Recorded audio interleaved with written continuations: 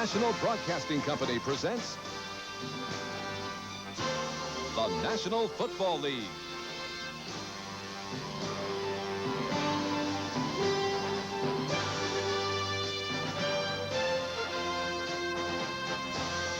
Today, from the Los Angeles Coliseum, it's the Denver Broncos versus the Los Angeles Raiders. Brought to you by Bud Light. Everything else is just a light. By BMW, the ultimate driving machine. To arrange a thorough test drive, phone your nearest BMW dealer. And by RCA, technology that excites the senses. This is one of the truly great sights in sports, a sellout crowd at the Los Angeles Memorial Coliseum, more than 92,000, and the standings in the West showing the importance of this game between the Denver Broncos and the Los Angeles Raiders. The Raiders have won 5 straight. Denver leads in the West as we start this second half of this exciting NFL season. The Raiders won the toss. Here they'll be receiving. There's the head coach of the Denver Broncos, Dan Reeves. And Tom Flores, the mentor of the Raiders.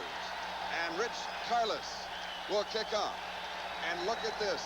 They have not split a season series since 1977. And that is when, 1978, the teams went to a 16-game schedule.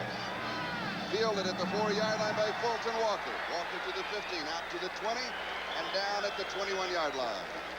So Los Angeles will go to work from their own 21-yard line, first down. Mark Wilson is the quarterback. Marcus Allen is alive and well, joining Frank Hawkins as a running back. Barksdale, along with Dokie Williams, and of course the tight end is Todd Christensen. That offensive line for the Raiders: Davis, Hanna, Mosbar, Marvin, and Henry Lawrence. This is Charlie Jones along with Merlin Olsen in the Coliseum.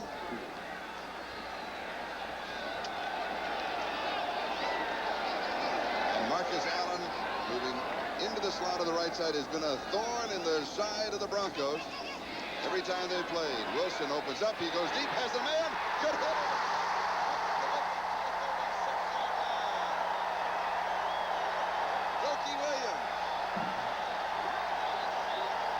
I believe it's Ron Barksdale. It's Ron Barksdale, 43 yards.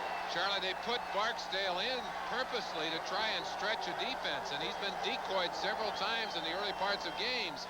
Not a decoy here, as Mark Wilson airs it out, throws it as far as he can.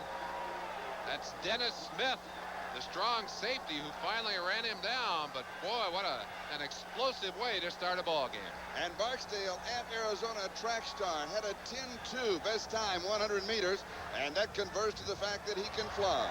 And here's Marcus, fumbles, scramble for the ball at the 32-yard line.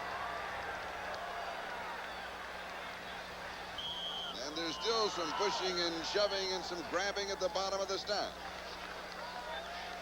They're still unstacking it. If that is a turnover for Denver, it would be the first takeaway. It is. The first takeaway. They did not take the ball away against the Jets. They went all through the game against Seattle last week without taking the football away. And suddenly they're right back into it. Cragen ends up with the football. Let's go look at the blocking at the line. Christensen and Lawrence, 46 and 70. And here comes Marcus Allen. Looks like he just turned it loose when he was trying to get across there. Oh, I believe it was Steve Foley that reached in, number 43, reached in and ripped at that football, which is something the Broncos do very well.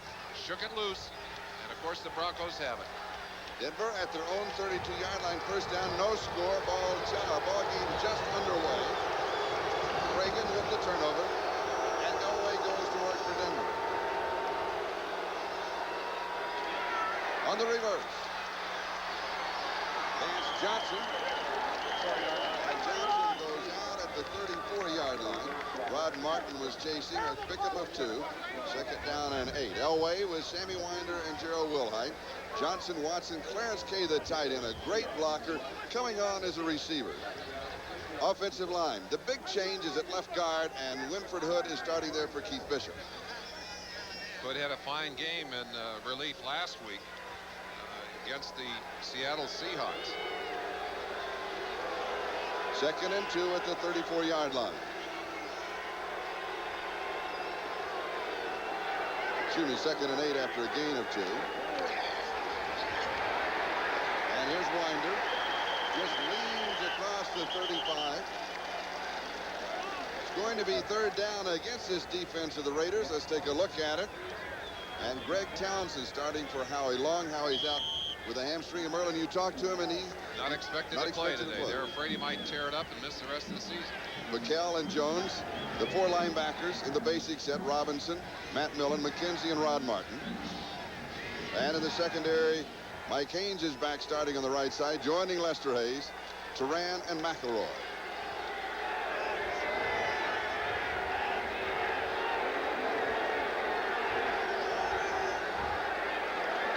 Third down, Elway with time throws incomplete. He was going to Steve Watson.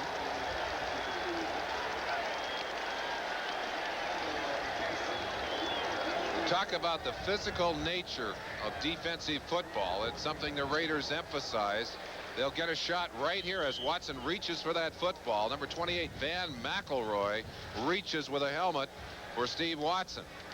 Watson, I am amazed that those receivers will continue to come to the inside and stretch out for that football. Watch out here, Charlie. Norman had one blocked, although it was called back for a penalty last week. You got to believe the Raiders are going to come after him to let him know they're not afraid to rush him either. Chris Norman kicking to Fulton Walker. Whoa. He barely gets it away. And it will go outside of the Los Angeles 35-yard line. They got what they wanted, the bad kick out of Norman, who knew that if he didn't punch it out of there quick, it was going to be blocked. Let's take a quick look at that rush. Watch them now as they are coming with a gangbusters kind of rush. That's Townsend, 93, and Lyndon King, 52, the men closest to him. He barely got that football away.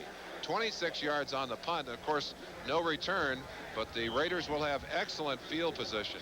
Charlie, the temperature could be a real factor today. When the Broncos left home yesterday, it was 28 degrees and snowing. Turn those numbers around here, it's 82 and even hotter than that on the floor of the Coliseum. And we would like to welcome those of you who have been watching the Houston-Miami game, with Miami winning that game by a score of 28-7. Here we have no score between Denver and the Raiders as Marcus Allen carries from the Los Angeles 38 to the 40. So he picks up 2. It'll be second down and 8. Marcus with a fumble on the first drive of the Los Angeles Raiders. Defensively, it is Jones, Cragen, and Townsend for the Denver Broncos, with Ryan, Mecklenburg, Hundley, and Jackson, the linebackers. And in the secondary, Wright, Harden, Smith, and Foley. We're going to mark it at the 39-yard line, so it is second down and 9. The Raiders opened up with a deep pass to Barksdale for 43 yards. And they come back stretching the defense, this time to the tight end, Todd Christensen. Dennis Smith makes the tackle. 16 yards to the Denver 45. When you can start with a deep pass, as the Raiders did by sending Barksdale deep, you begin to stretch a defense. You force them to move back and give you some room. And no one, in my estimation, there's not a better tight end in the league at finding a way to get open than Todd Christensen. He knows how to use his body and work you, and of course has an excellent pair of hands to go with it. First and 10 of the Broncos 45, no score. And here's Marcus. A couple of yards to the 43. It'll be second down and 8. Greg Cragen, the nose tackle, is the man who makes the stop. Coming into this game, the Raiders tied with Kansas City and Seattle with records of 5 and 3 starting the second half. Denver, of course, leading the West 7 and 1. The Raiders cannot afford to lose this game. They cannot afford to drop another game behind the Broncos. Well, and the other, conversely, Charlie, if they can win this game, they know that Denver has a killer schedule in the last half of the season, and that would put them actually ahead of Denver in terms of record within the division and record within the conference. And from Denver's side, of course, if they can win today, they can pretty well eliminate the Raiders in the race in the West. And here's Marcus Allen, left side. A little stutter step around the corner, leads forward to the 38. He'll have about 5. It's going to be third down and 3. I think I said that they would be ahead. They would be equal in the division in the conference.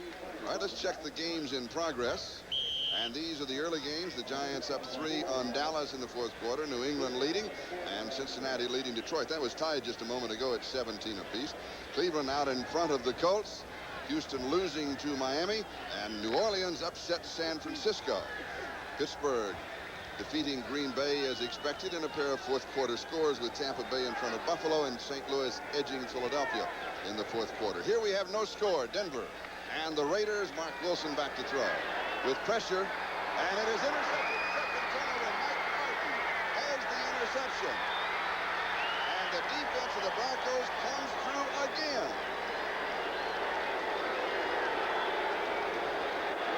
Boy, there are some real battles going on down there. Let's look at what they were doing to Todd Christensen on that last play.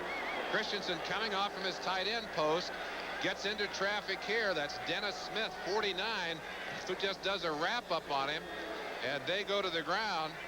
He may have been the intended receiver for that pass, but quickly the Broncos have done something they've not been able to do in the last 2 weeks, and that is take the football away from their opponents.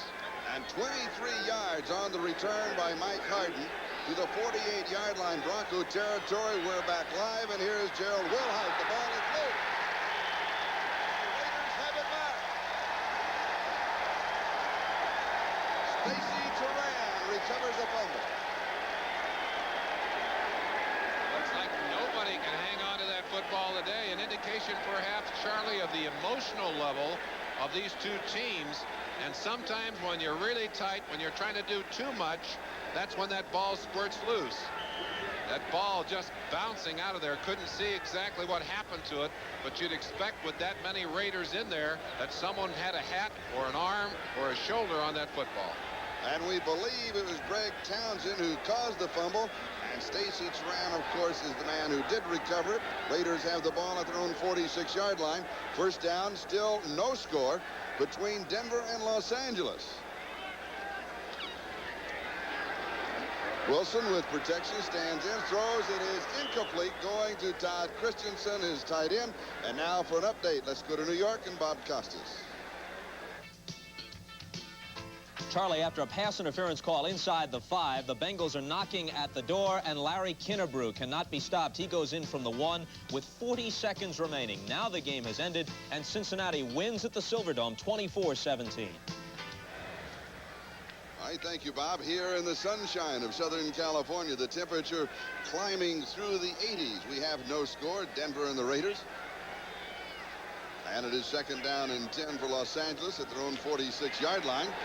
And Marcus Allen runs into Simon Fletcher, who was standing there waiting for him, and wrapped him up. Trying to cut back against the grain. The Denver Broncos under Joe Collier will use as many as 50 different looks in a ball game, and they try and confuse you on that line of scrimmage in particular by moving their people around and jumping them around. When you were talking to Carl Mecklenburg, he said to you, I don't know why I'm always there, but I seem to be there. But there's a reason, isn't there? There is. That part of the reason is that man right there, Joe Collier. He and his staff design setups that keep Mecklenburg from being in a position where he's easily blocked. Third down and 11. Just kind of dumped it forward to Hawkins, and will be close to the first down. He will have the first down. Randy Robbins finally makes the tackle. A scramble for a total of 14 yards on the play to the Denver 41, and that's converting on a 3rd and 11. Dan Reeves saying, hey, we're the team that's supposed to have the scrambling quarterback. Mark Wilson did an excellent job getting away from the pressure, and then knowing that he could not make that first down running. Watch him as he'll just flip a little forward pass here to Hawkins. Right there, just a little straight pass, not much on it. And Frank Hawkins knows how to get away from people, breaks a tackle right there to pick up the first down. Line of scrimmage at Denver 41, still no score. We're in the opening quarter. Here's Marcus Allen. And the Bronco defense is there, this time led by Jim Ryan. Marcus Allen is still having problems with that ankle, Charlie. And now we'd like to welcome those of you who have been watching the Cincinnati-Detroit game, with Cincinnati winning that by a score of 24-17. And here in the Coliseum, the score is Denver nothing and the Raiders nothing. With just over 7.5 minutes left to go in the first quarter. Second down and 12 at the 43 of the Broncos. Wilson stands in. It is high, but pulled down. A great reception by Doki Williams. The ball pops loose. Recovered inside the 15. I think they blew it down, Charlie, when Doki hit the ground. But Mark Wilson doing an excellent job of standing in. The Broncos have gone 6 games now with 5 sacks or more in a game. But they are able to hold him out here and keep him protected long enough to get that pass off to Doki Williams. And watch it at the end of this play. Doki goes to the ground. That ball in the air, but recovered by the Raiders, so it really didn't matter. Here comes the heat. Mecklenburg, 77, and Cragen inside, or Townsend, 61 inside. A little bit of a hang up there by 79 Bruce Davis as he turned Mecklenburg away to give Mark a chance to throw that football. And a gain of 23 yards to the Denver 20-yard line, where the Raiders have a first down. And we have a temporary officials timeout, and that means we have this opportunity to welcome those of you who have been watching the Cleveland-Indianapolis games. The Browns defeating the Colts by a score of 24-9. And here in the Coliseum, no score, 6:58 left to go first quarter. The Denver Broncos and the Los Angeles Raiders. The Broncos, Charlie, have taken the ball away twice already from the Raiders. Once they gave it right back, and the other time they couldn't get a drive started. So they have not been able to capitalize on a couple of early opportunities so far in this game. Marcus Allen showing motion. Over the middle, the pass is complete to Andy Parker, the tight end. A gain of 7 to the 14-yard line. It'll be a gain of 6. And it'll be second down and 4 as Tom Jackson makes the tackle. So now, Merlin, 13 offensive plays for the Raiders, 7 passes, and the other 6 rushes by Marcus Allen. But you're going up against a defense that plays very tough against the run. They were number 1 in the league against the running game until last week. Kurt Warner averaged 6.6 yards per carry on them. But they are much tougher against the running game traditionally than they are against the passing game. That is Andy Parker's second lifetime reception in the National Football League. Here's Marcus Allen inside of the 10-yard line. An excellent effort by Marcus Allen.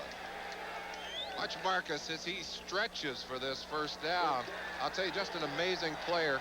He and Elway both, the kind of players who can make something out of nothing. That play is dead there, except for Allen's ability to change direction and then to control his body well enough to fall forward. I think knowing full well what he had to get for that first down. Report on Rulon Jones, a strained left knee. They think he can return to the lineup. It would be a blow if he can't. 11.5 sacks on the season. And it's a first down at the 10-yard line. Marcus spins to the 9, maybe the 8-yard line. Townsend makes the stop for the Broncos along with Mecklenburg. One of the things that Denver does defensively is to roll a lot of people in and out of the game. In fact, they really have 20 people. You see 3 coming on, 4 players coming on now. Joe Collier really has 20 people that he considers to be starters in that defense. I don't think anyone will use more people. You see him jogging. He's not exercising, folks. He's sending in a signal from the sidelines. That's the defense he wants. And you know, Linus in his security blanket. Well, I think the playbook of Joe Collier is his security blanket that he always carries with him. At the 9, second down is goal to go. Allen to the left side. And he gets just about to the 7-yard line where it's going to be third down and goal to go. Ken Woodard makes the tackle. Anytime Marcus Allen starts to the outside, you've got to be concerned about him. But very good quickness on the part of the Bronco defense. They're very quick inside and at linebacker. They were out there to meet him. One of the most important third down situations early in this ball game, because if the Bronco defense can turn them away, then the Raiders have to settle for the field goal. Well, you'd love to have 7 points on the board right here, Charlie. This all started with Stacy Turan recovering the fumble. Here's pressure and the sack at the 20-yard line. Townsend got him. And that is the first sack for the Denver Broncos. He'll lose 13. Mark Wilson is not blessed with the kind of elusiveness that a John Elway has, although we saw him make an excellent move earlier. But he can't get away from Townsend here. Andre Townsend stripping him down from the backside. That's going to make a much longer field goal for Chris Barr. And it's windy here today. Not usually windy in the Coliseum, but the wind is puffing here today. From 38 yards away, Chris Barr, who has hit 12 of 14 this year. And he has it from 38 yards out.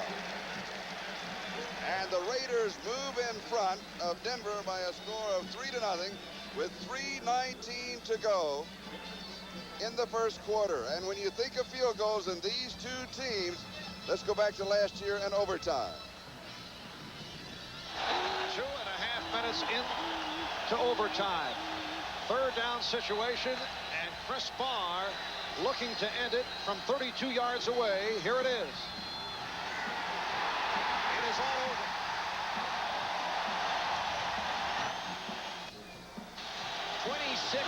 Yards for first place. The Raiders go home 10-4. First place in the West belongs to Tom Flores, silver and black. The voices of Marv Albert and Dick Enberg, and when these two teams have matched it up over the last 6 contests, I mean, it always comes down to a field goal or less. It's been a strange and highly competitive season, Charlie. And, of course, the game earlier this year in Denver won by the Broncos 38-36 in a wild shootout. So they continued on that course this year as well. And from the early goings here, we can expect the same kind of day today. And something else, in the last 6 games, the team that has led at halftime has lost the game. Now, that is a strange stat. That's not one you would expect to see. Well, Mark Wilson so far able to have more opportunities by far than Elway. Elway really looking to his first major opportunity to get going here. Barr kicking off with Lang and Bell deep. And it is taken at the 3-yard line on the return by Ken Bell. Fumble. Kicked away. It is inside the 5. The Raiders may have it. No. The flag is down back at the 18-yard line. The original signal was that Denver have recovered. Let's see if the official pointed the wrong way. Very concerned Dan Reeves on the sideline. Let's go back and look at the play. Ken Bell, the rookie, getting great pressure here as he heads up into traffic. 56, Jeff Barnes put his helmet right on the ball, and I believe that might be construed as an illegal bat right there. By Andy Parker, you're right. Andy Parker just stood up and whacked that football. Here's another look at it after the fumble. Watch the shot as number 56, Jeff Barnes, just put that helmet right on the football. Tom Jackson, 57, had a shot at it, and that's volleyball there. And there is a flag down as the Raiders have recovered the ball. That's Vance Mueller, number 42, the rookie taken in the 4th round of the draft out of Occidental, but we'll go back to the penalty flags. Well, and the Denver Broncos pointing toward the Raiders, but let's see what happened on the play.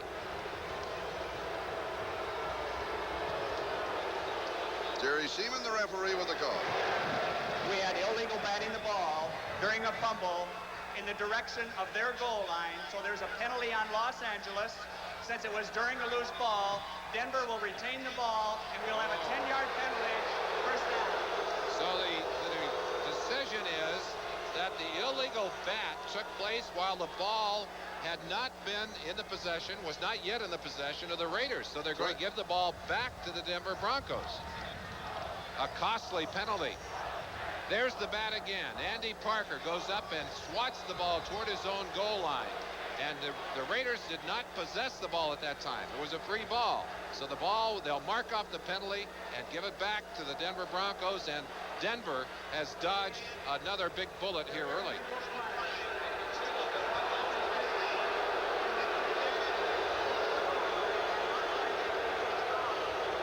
Reminiscent, Charlie, of the kind of breaks that Denver got in their game against Seattle last week. A couple of big special teams plays. For example, the block punt that went in for the touchdown, called back on a penalty to give Denver an opportunity to win that game. And already some sloppy special teams play had been reversed by a call here. So Denver has to be concerned, and Reeves is concerned about the sharpness of his team. He said, we're simply not playing the kind of football we need to be playing at this time in the season. And now Jerry Seaman, the referee, is explaining the call to Tom Flores, the head coach of the Los Angeles Raiders. And there was no question that it was an illegal bat, and no question that there was no possession when it happened. You saw Flores. He didn't argue at all. No. And the call is right, but it's a costly call, and it's an unusual call. We don't see it very often. Yes. That's one you see about once every 4 or 5 years. And there's the culprit, Andy Parker. Well, I'm sure he was trying to do what he thought was right. In the heat of battle. Yeah. Sure.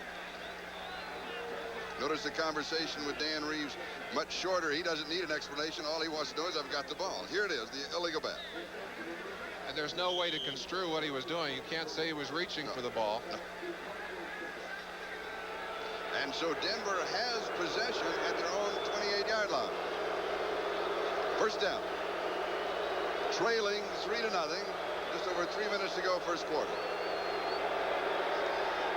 The give is to the second back, Sammy Winder. Pickup of about 6. It'll be second down and 4 as Matt Millen makes the tackle. One thing the Denver Broncos are doing this year is running the football more effectively. And we'd like to welcome those of you who have been watching the Buffalo-Tampa Bay game. Buccaneers winning that 34-28.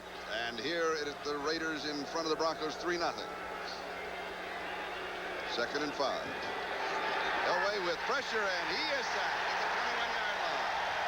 Sean Jones got him. That is his 7th sack of the year and the first for the Raiders.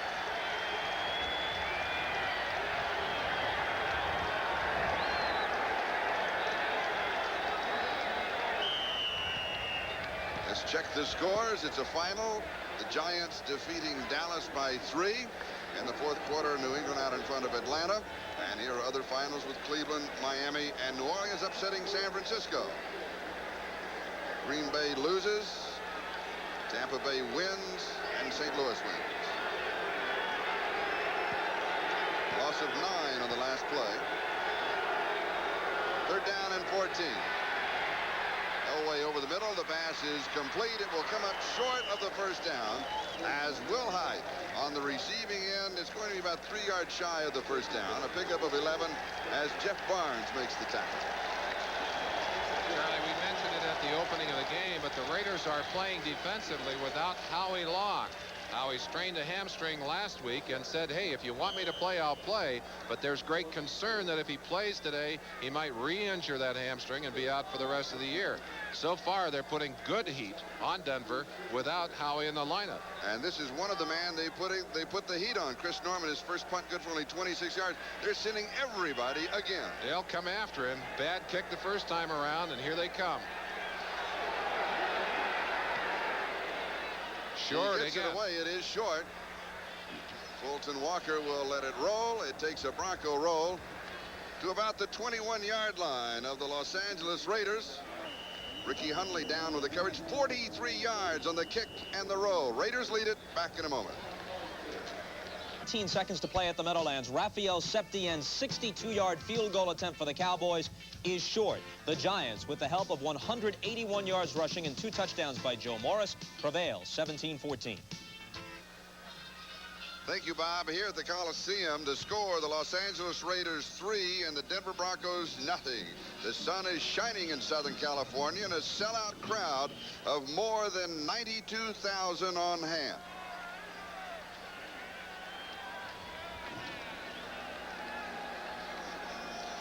The ball at the 22-yard line. The Raiders in their own territory.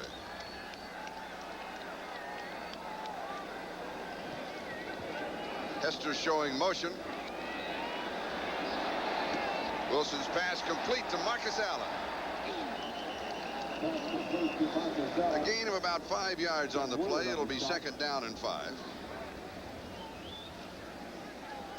Ken Woodard with the tackle. New England 25, Atlanta 17. That is a final, and now the game's just underway with ours. The Jets trailing Seattle. That is in the Kingdome. San Diego with the new coach in front of Kansas City 2-0. And Washington leading by 3 over Minnesota. And here's Marcus, spins away. Makes a good move. First down, 32-yard line. Wasn't a lot of yardage there, and he got it all, Merlin. Got as much as he could, and as you watch him walk back to the huddle, I asked him about his ankle, and he said, you know, why is it that my ankle hurts so much when I'm walking back to the huddle? He said, the minute I grab that football, there's no pain at all. I just said, well, that's one of the things that made you the athlete you are. We've got a timeout. That is the end of the first quarter, and the Raiders lead. This baby will blow. Raiders, since they've been in Los Angeles the last 5 years, is this a home field advantage for them today? Certainly an advantage to have this many people here and have them that noisy, but this stadium is open so that the noise is not right on you when you're on the field, and also you got a track so you don't feel that crowd like you do in a place like Denver. I think the Broncos at home have a much greater home field advantage than the Raiders at home, because they not only have a very noisy crowd and a noisy stadium, they also have weather and altitude working for them. And also a very knowledgeable crowd. They know when to be noisy. Los Angeles at their own 32-yard line, leading 3-0, courtesy of the 38-yard field goal by Chris Barr as we start the second quarter. The temperature in the 80s. Wilson to throw. He goes deep and overthrows his intended receiver, Jesse Hester.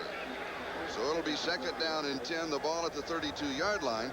And if you were with us at the beginning of the telecast, the Raiders did the same thing as we check out the statistics. That is, they went deep. They certainly did, and we have yet to really see much exposure for John Elway. He's only got 3 yards passing. It's really only a handful of plays. They've only been on the field 329 to 1131 for the Raiders, who've dominated the football. Really a lot of turnovers and a lot of missed opportunities for the Broncos. On the other hand, the Raiders have been able to get it themselves on the board, but only for 3 points. Second and 10 from the 32. And here's Marcus Allen, and the flag goes down. Let's go back to the time of possession. I don't remember a ball club in the opening quarter having that little time. You know, maybe 4 or 5 minutes, but just over 3 minutes. Broncos have been a team that's been able to control the football and have been able to consistently move the ball. They certainly prefer, of course, as we all would, having the football. Illegal use of hands to the face, number 71 defense, first down. It is on Greg Cragen, the nose tackle of the Denver Broncos. We mentioned the jumping around that goes on the line, and sometimes when you're shifting from one position to another, you crowd that ball too much, and I think that's what happened to Cragen on that last play. Broncos will move 2 people in particular around a great deal. Carl Mecklenburg, 77, and Rulon Jones, number 75. And they love to get those 2 guys together and stunt them. They create so many problems for you. At the 40-yard line, Raiders in their own territory, first down. Wilson, as pressure slips away, now he's got time, and he goes to his tight end, Todd Christensen, close to the first down. Now let's go to New York and Bob Costas. Charlie, the Patriots are now 6-3, and this 59-yard punt return at Foxborough today helped them to a 25-17 win over the Falcons. In addition, the kicking of Tony Franklin was a big factor. He was 4 for 4 on field goal tries. Back to Charlie and Merlin. Thank you, Bob. And by the way, I haven't had a chance to tell you, but you did a great job at the World Series. I really enjoyed all of the announcers, and particularly Bob's work. And one of the toughest things of all is being that winning clubhouse. Oh, yes. Final 2 games, just dramatic games, dramatic games. Charlie, as they're marking that ball, you can see it's close to a first down, but no first down for the Raiders here. Let's go back and look. We talk about the shifting of the defensive line. Now watch as Wilson comes up, he'll start to call his audible, and you see how they're moving inside, trying to give him a different picture. And very often they'll make that kind of move, and then just before the snap they'll move again. Very difficult to try and figure out who am I going to block, who are you going to block. Here's Wilson back to throw over the middle into a crowd, and Christensen pulls it down. Christensen, the number 2 receiver in the National Football League, behind Al Toon of the Jets. And he has the first down. One of the reasons that you saw that pass thrown quickly is that the Raiders anticipate that they're going to have a lot of heat. They're going to have people coming after them. And on the far side of the field, they've got Carl Mecklenburg on the sideline. A thigh injury, a deep bruise against the Jets 2 weeks ago. And he's concerned about that, but he also got a whack on the head out there. And so they're checking him out on the sideline. Steve Antonopoulos, the trainer, over there with him. Wilson, a little play action. He's got pressure. He goes down. Jim Ryan got him. That is the second sack for the Broncos, but there's a flag. Greg Cragen saying, what did I do? What did I do? I think maybe a late hit. Jim Ryan, number 50, the man had the quarterback clearly down, and Cragen may have come in too late. Face mask, 5-yard penalty only, number 71 defense. We must get back to the line of scrimmage. It'll still be first down. Take a peek and see if we can see it. Now you'll see from the right-hand side, number 50 breaking clean, and Denver does that so often. They have a way of getting people in there, and there you saw the reach right there. Cragen reaching and knowing that he'd done it. He's, why did I do that? He was going to the ground. But they do get the sack. For the statistics, that is their second. A loss of 5 and the 5-yard penalty brings it back to the 41, where it is 1st and 10. And here's Marcus Allen. He slips as he makes his turn, still scrambles to the 36. That's 5. It'll be 2nd and 5, where Steve Wilson makes the tackle. And a quick reminder to our viewers that we'll be selecting the Budweiser most valuable player for today's game at the conclusion of the game.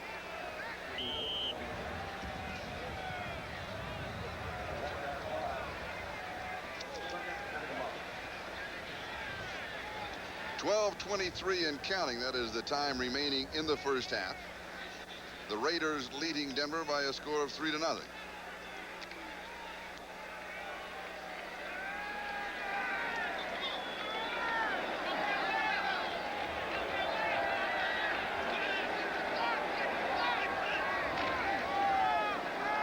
And here's Marcus. Oh, he's something to watch inside the 20 and pushed out of bounds at the 20-yard line. The Broncos came to the line with 9 men that time.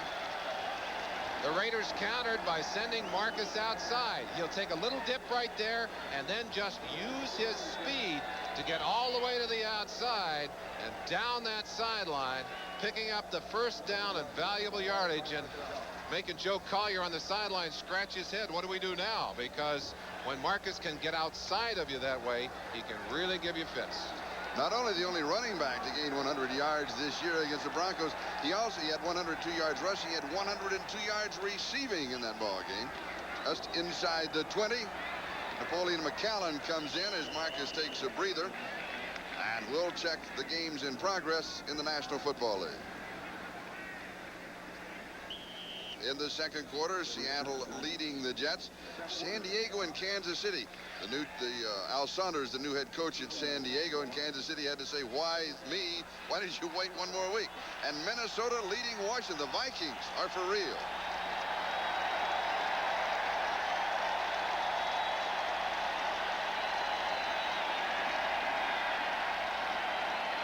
Second and 7.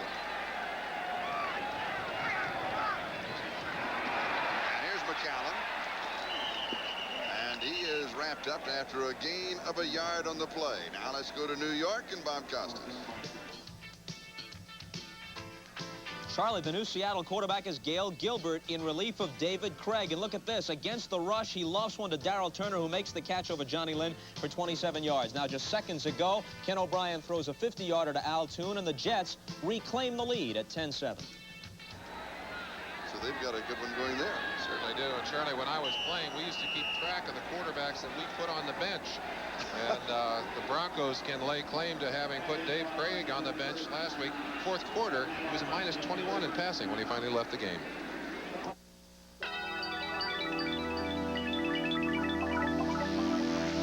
The front-wheel drive Dodge. Jones with Merlin Olsen. 10:39 is the time remaining in the first half. And look at the time of possession. Thus far in the ballgame, the Broncos have had the ball only 3 minutes and 29 seconds. Well, that's the best way to take care of any offense. You don't let them have a chance to get on the football field. And, of course, they have been assisted in that by one Denver turnover. But the Raiders have turned it over twice to them, and the Broncos just unable to take advantage of their opportunities so far in this game. Third down and 5. 11th play of this drive. The ball at the 14-yard line.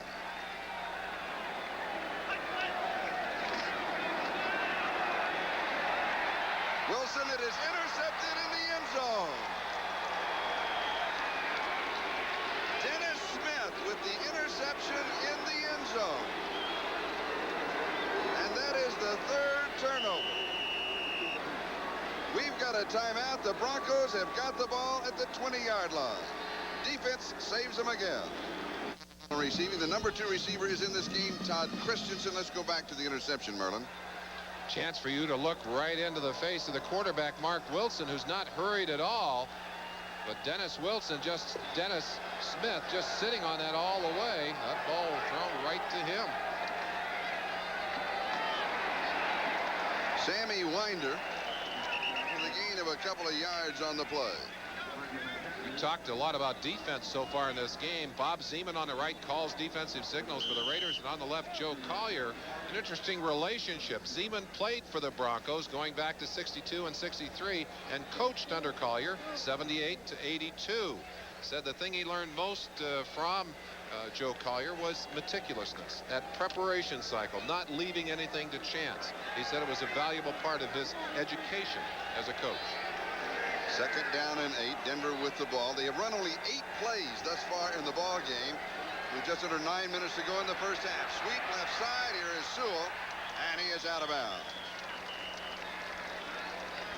He goes out at the 25, so it's going to be third down and 5 as Rod Martin was chasing him.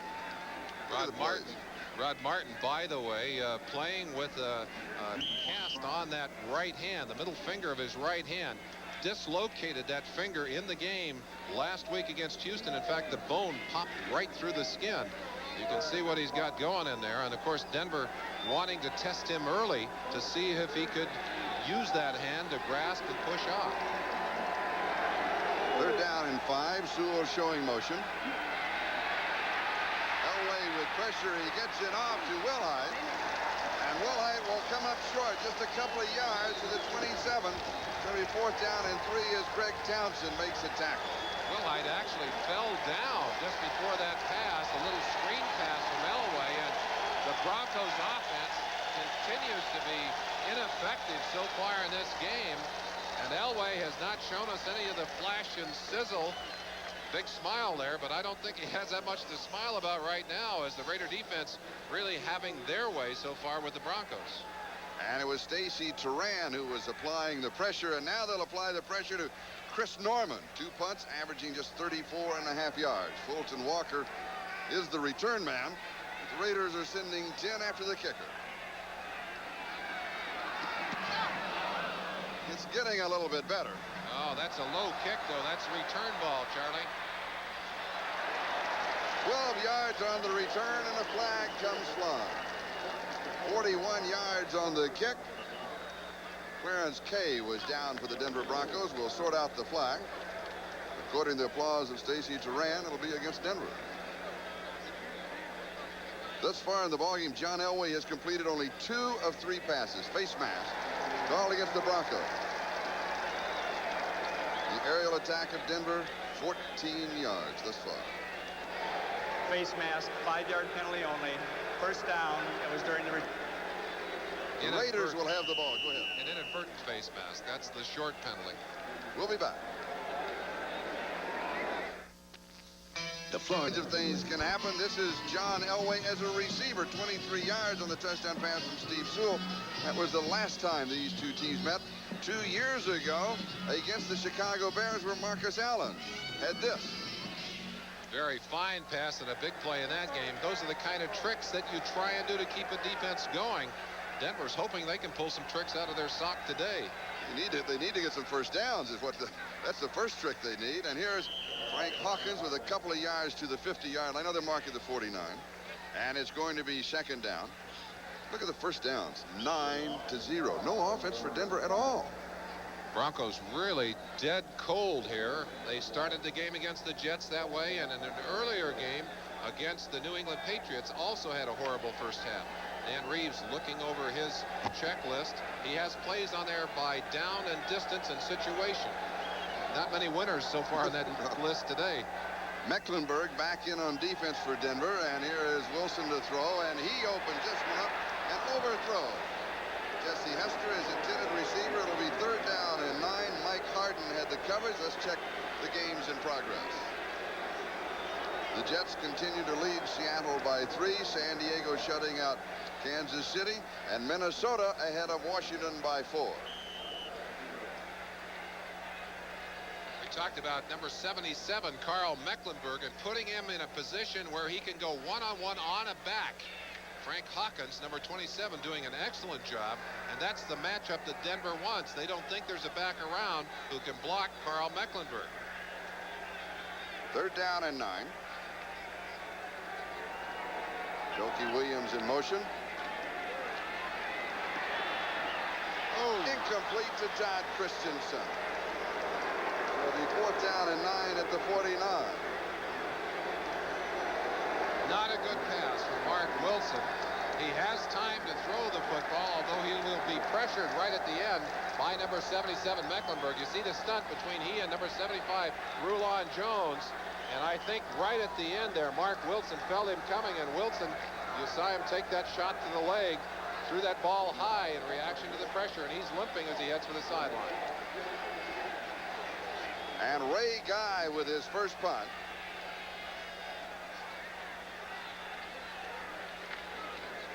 And he's kicking to Gerald Wilhite. And it was sailed into the end zone for the touchback. The Raiders lead it 3-0, 7:47 left in the first half. Mark Wilson on the sideline, and Jim Plunkett is warming up. Tremendous advantage to have the experience of a Plunkett. He's come off the bench many, many times, and of course his heroics in past seasons, well noted. Earlier this year had to come in when Wilson hurt his thumb, and as they continue to check Mark Wilson's knee, we may well see Plunkett in this ballgame. Raiders lead it 3-0, 7:47 time remaining first half. Denver from their own 20-yard line.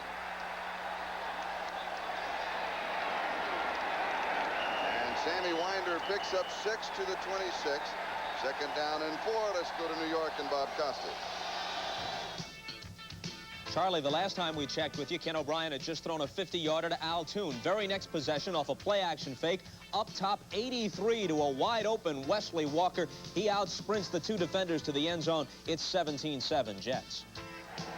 Thank you, Bob. So the other 2 teams behind the Raiders that are chasing Denver right now are trailing in their game. Total offense for the Broncos, 29 yards. That's the bad news. The good news is they trail only by 3. And here's Sammy Winder. First down at the 32-yard line. That is the first down in the ballgame for the Denver Broncos, and it comes with 6:54 left in the 2nd quarter. Broncos using a little trickery to make that play work. A good job of faking by Elway, who went back to make it look like a pass while Winder was chewing up some yardage. But so far, Denver's offense not able to get anything going. Let's see if Elway can change matters here as he finally gets a first down.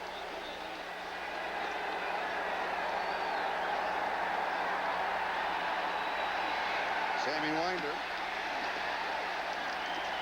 slips a couple of tackles and fights his way past the 35 to the 37-yard line. He'll have 5, and it'll be 2nd down and 5. Jerry Robinson makes the tackle, and Winder has carried the last 3 plays. Lester Haynes on that side working on Watson, and they don't like each other. He pushes Watson right out of bounds and then comes up. Lester also doesn't really like to stick his nose in there on the tackles. But he and Watson, and there you come right back at him. Watson comes back at him. There's no love lost between these 2 teams. Now there's a lot of talking going on when Lester's involved. And here's Winder, drop throw off.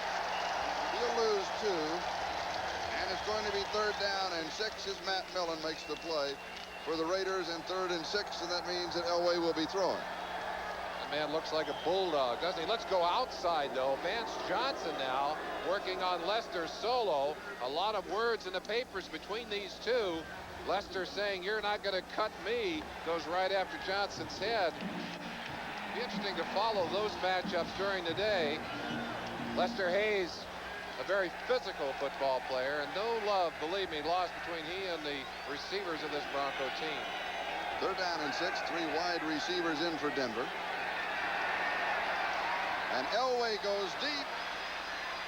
And it is caught to the 11-yard line. Mark Jackson, the rookie from Purdue. Well, maybe Lester is concentrating so much on the physical game that he neglected his responsibility of coverage. 53 yards on this play to the speedster, Mark Jackson. And watch him as he just gets a break on him. Lester didn't get the bump in the 5-yard zone and then goes up and mistimes the jump. Mark Jackson comes down with the football, and Van McElroy, 26, finally makes the tackle. Lester's saying, hey, no, Lester, you're not going to get away with that one. You're not going to sell that one to the official. The one play that the Broncos needed to get back into this ballgame. Because time of possession really doesn't count unless you put some points on the board. The only thing that matters is the score at the end of the day. Broncos have a chance to go ahead with a big play here. Here's Winder. Sammy strays to the 5-yard line. He has 6. It'll be 2nd down and 4. Reggie McKenzie stops him at the 5. And the game's in progress. The Jets leading Seattle by 10. San Diego, look at that. Now it is 16-0. And Minnesota still leads Washington by 4.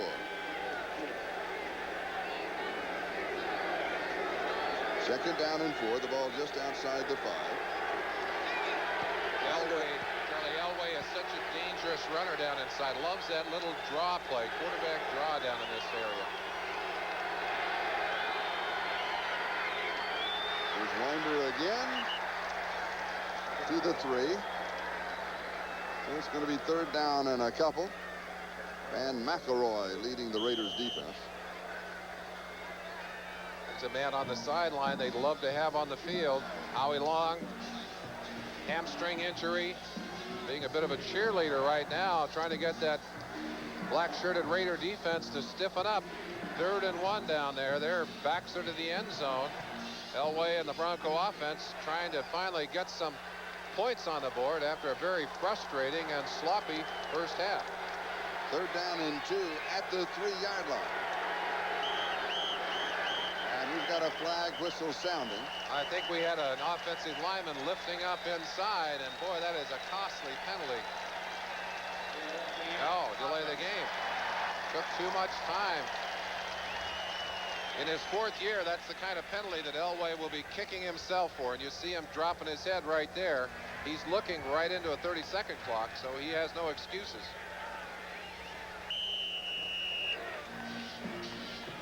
Raiders will come with pass defense substitutions. They too use a lot of players on the field, a lot of specialists. Jeff Barnes in, Sammy Seal in. Seal, by the way, playing a great deal for Mike Keynes, cornerback, still with an ankle problem, and he is not on the field right now. 3rd down, 7. The ball at the 8-yard line. Blitz. And here is Sewell. On the inside handoff, and he scores.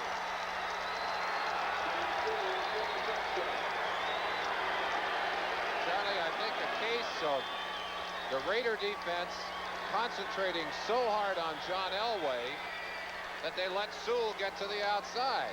Elway started out there on a little half roll, handed the ball back inside to Sewell. Watch it here. Elway starts out, hands the ball inside. The blitz is coming. Good blocking. 60 Paul Howard and 78 Winford Hood. But Sewell didn't need much help as he breaks it all the way into the end zone. And Denver putting together an 80-yard touchdown drive in 8 plays.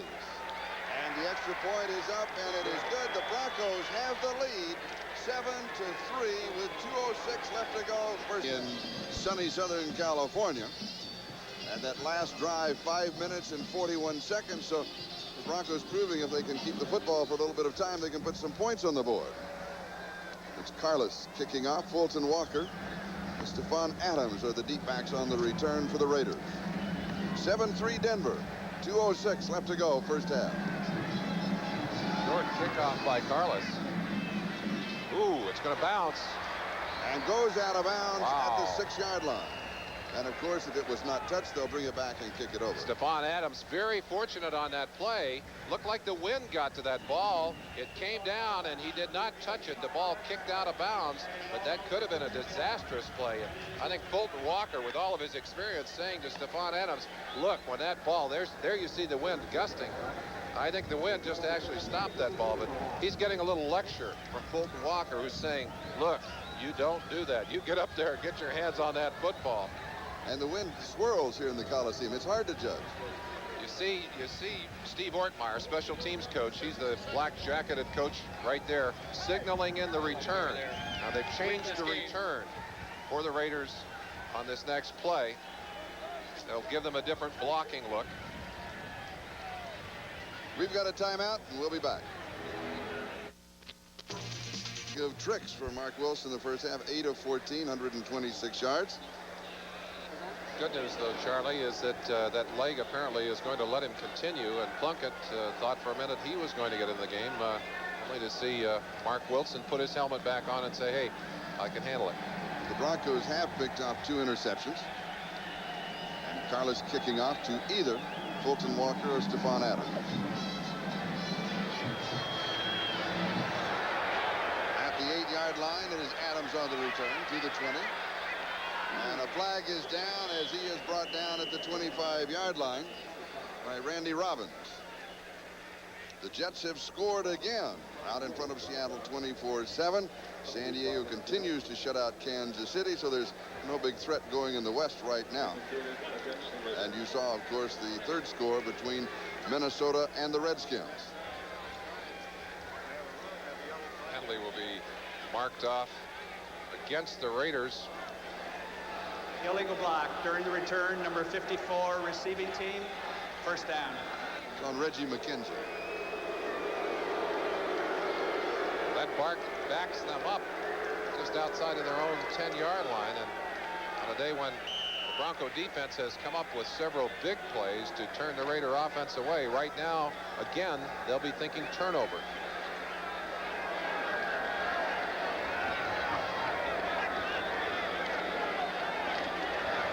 Here's Marcus Allen. He gets back to the line of scrimmage, and that is it as Ricky Hundley makes the tackle. It'll be second down and 10. A chance to watch Ricky Hundley in the middle of that defense for the Broncos, their leading tackler. He's the man that right here. Now watch Hundley as he's taking his read, looking back into the movement of the lineups, and then he'll break out of there to make the tackle. We've got a timeout as he makes the tackle. We'll be back. Flag is down. The pass is complete to Doki Williams at the 36-yard line, but there's a marker back at the 17, 25 yards if it stands. What a great catch by Doki Williams. Stretched out to maximum as he just dove for that football. And the penalty is against the Broncos. That ball overthrown, but Doki says, no way, I'm going to go get it. And watch the way he has to fight to contain that football before he finally rolls out of bounds. The ball at the 36-yard line, first down.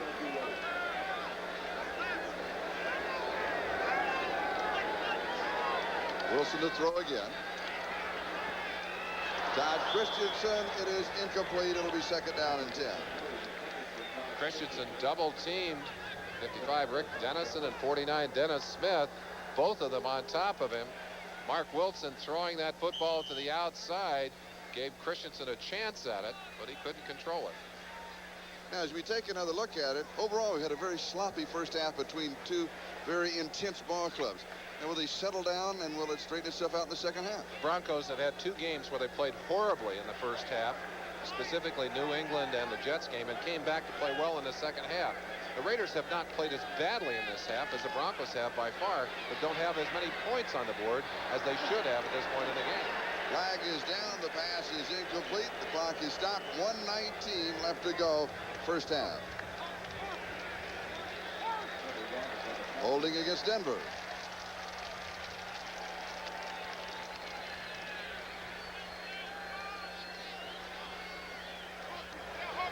Holding, number 49, defense, first down. Dennis Smith on Todd Christensen, number 46. Watch him here. Todd comes off the line and spins to get away, and Dennis just grabs a hold and hooks right there on the inside. Knew that he couldn't let him go. Trying to use that, trying to stay close enough so the official wouldn't call it, but they ticketed him for it. First down at the 41.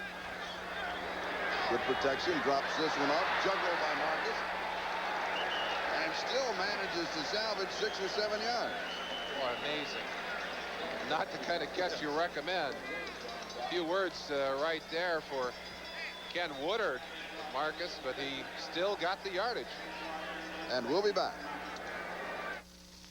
I present the Los Angeles, and what, about 10 degrees warmer on the I think at least 10 degrees here? warmer. It's a dry heat. It's not humid today, but that heat still could have an impact on these teams later on in the game, particularly in the fourth quarter. 2nd and 5 at the 46. Christensen to the 42-yard line of Denver. First down, 11 yards on the play, and the hurry-up offense continues. Very nice one-handed grab by Christensen and a good pass by Mark Wilson. Wilson with all the time in the world, and he finds Frank Hawkins open at the 25-yard line, well within field goal range, and 40 seconds left on the clock. A gain of 17. At one point in the season, the Raiders had given up more sacks than any team in the NFL, and they really have done a better job in the last few weeks of protecting their quarterback. Wilson, with all the time in the world to look downfield, and you can't give a quarterback that many opportunities or he's going to get you. Well, you're right. First 4 games, the quarterbacks were sacked 19 times. That's almost 5 a game. And the next 4, they cut it down to 2 sacks a game. It makes a big difference. I think Dan Reeves is over there saying, hey, they can't hold us out without holding. Come on, call those penalties in there. 2 sacks so far in the game by the Broncos. The Raider defense has gotten to Elway 1 time so far in the game. He's telling those officials to open their eyes. He said, open your eyes in there and call the holding penalty. And you notice the timeouts remaining. The Raiders do not have a timeout saved for their field goal team. So they have cut down their options here. If they throw, they've got to throw wide to each side. They cannot afford to throw over the middle unless you're throwing into the end zone. Well, unless you take it all the way to the end zone. It'll be interesting to see.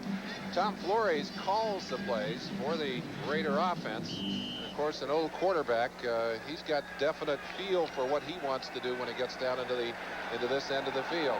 The first quarterback for the Raiders going back to 1960 in their first preseason game.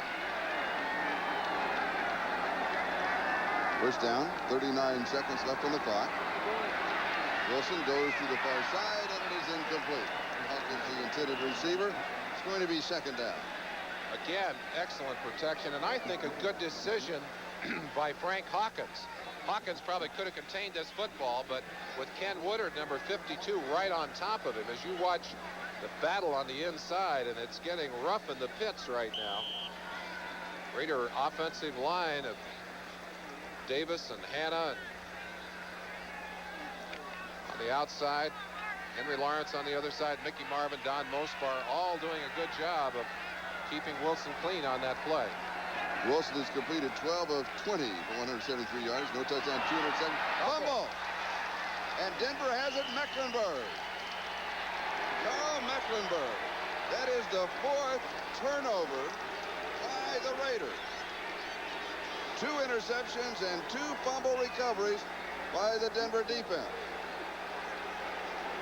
It didn't look like Mark Wilson got the clean snap on that ball. Didn't get away from the center, Don Mospar. And the Broncos just very quick to capitalize. What is that, the 3rd time today they've shut out, they've pushed the Raiders away from their end zone with turnovers. And the Broncos take over with 30 seconds left to go in the 2nd quarter. 2 timeouts remaining. Merlin.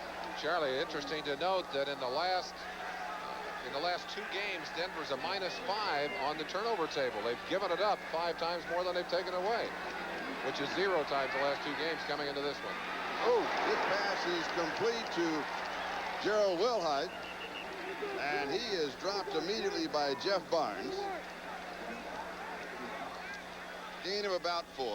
And they were all tough yards. 2nd and 6. Well, it's a football game, but inside of that game, it's a whole series of individual battles. And here's one. Will Height, Jeff Barnes, number 56. And I think maybe Jeff Barnes won that one. And Denver says, we'll just let the clock run down. And the gun sounds. That is the end of the first half. It's Denver 7, Los Angeles 3. You surprised? I don't think either coach can be happy with the performance of his team in this first half. Defensively, the teams have played better than they have on offense. But both Reeves and Flores, I'm sure, are going to have a very serious conversation with their offense. Los Angeles dominating the clock, but only a 38-yard field goal. Back after these messages. Los Angeles, I'm Charlie Jones, along with Merlin Olsen. A very strange, almost disjointed first half. Charlie, Halloween on Friday night, but the hangover is still here. And Patrick Boland, the owner of the Broncos, was out in the hallway here a moment ago, and he said, I'm going to go down to the dressing room and see if those are really my guys down there. And I'm sure that Tom Flores is feeling the same thing. The Raiders have actually squandered many more opportunities in this first half. They had 4 chances deep in Denver territory. First time Marcus fumbled the ball and the Broncos recovered it. Second time they were intercepted by Mike Harden. Third time Dennis. Back after these messages. Los Angeles, I'm Charlie Jones, along with Merlin Olsen. A very strange, almost disjointed first half. Charlie, Halloween on Friday night, but the hangover is still here. And Patrick Boland, the owner of the Broncos, was out in the hallway here a moment ago, and he said, I'm going to go down to the dressing room and see if those are really my guys down there. And I'm sure that Tom Flores is feeling the same thing. The Raiders have actually squandered many more opportunities in this first half. They had 4 chances deep in Denver territory. First time Marcus fumbled the ball and the Broncos recovered it. Second time they were intercepted by Mike Harden. Third time Dennis Smith intercepted them in the end zone, and then another fumble on the snap by Mark Wilson. So there have been 4 different opportunities for the Raiders that they batted away, and then that bizarre batted ball earlier on too, Charlie. So that was another one that could have been. And the statistics point it all out. They certainly do. Time of possession at the bottom, and of course we talked about the turnovers. 4 turnovers by the Raiders, and this comes after the Broncos have been shut out in the turnover department for 2 weeks. The yardage, as you would expect, not many chances for Denver to make yardage, and we've said it before, the best way to control Denver's offense is to keep them on the sideline, to keep Elway out of the game. And yet he's 4 out of 5 in passing. I mean, statistics lie. They do. They do. Just a reminder, Charlie. Well, we'll save it.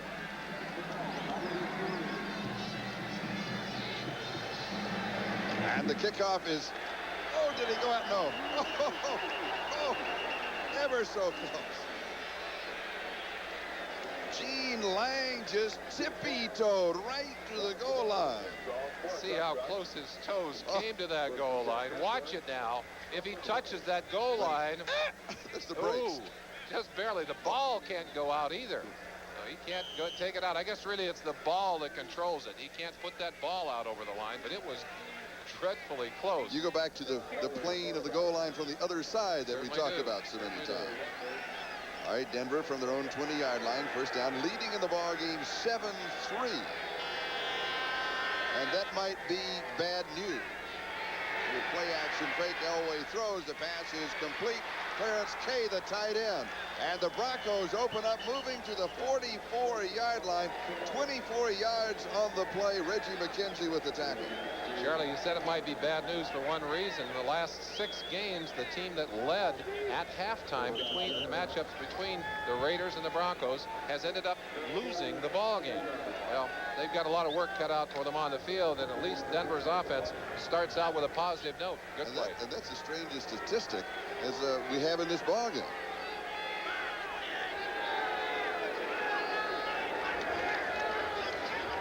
And here's Sammy Winder.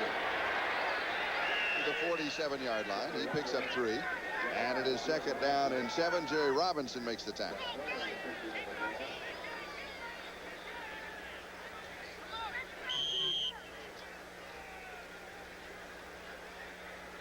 Marcus Allen has an ice pack on his cheekbone. Well, he may just be cooling down there. We mentioned the heat. Temperature still right up around 83, 84 degrees, and hotter on the field. Inside handoff to Winder. 4 more yards to the Los Angeles 49. Giving you a chance to look in on the individual war taking place between Lester Hayes and, in this case, Vance Johnson.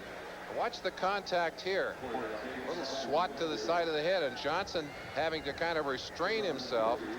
Now, that'll get Lester a foul because you're not allowed to go to the man's head, and you're not allowed to contact the receiver 5 yards downfield. But he got away with it that time. 3rd down and 3. Of course, that being a running play, the officials will overlook it, and we had some movement in that offensive line of Denver. We said sloppy. And we've got some fisticuffs going on at the 50-yard line.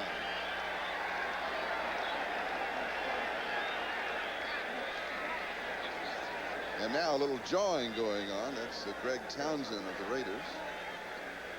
And I believe that was Orson Mobley, the rookie, that he was. There's the jump. Winford Hood, number 78. We mentioned that he's in there for Keith Bishop, who's out with a knee injury, and ticketed there. The verbal activities on the line of scrimmage, typical for these two teams. They talk a lot to each other. When you played, did you talk a lot? No, Charlie, I didn't talk. I figured that was one sure way to lose a lot of energy. I saved it for the play. Jets leading, San Diego still leading, and now Minnesota in front of Washington by 1 in that seesaw battle. 3rd down and 8 here. The Broncos out in front, 7-3. And we're 2.5 minutes into the second half. And Elway goes deep, has a man, and the pass is complete to the 20-yard line. It is Vance Johnson. And now he goes out of bounds at the 22. Well, it's not going to help. They've got Ken Lanier for holding on Greg Townsend. It would have been 32 yards, but you're right.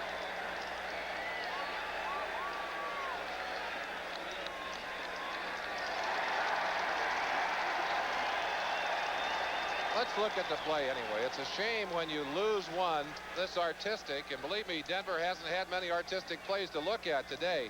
There is Johnson streaking down the near sideline. A good job.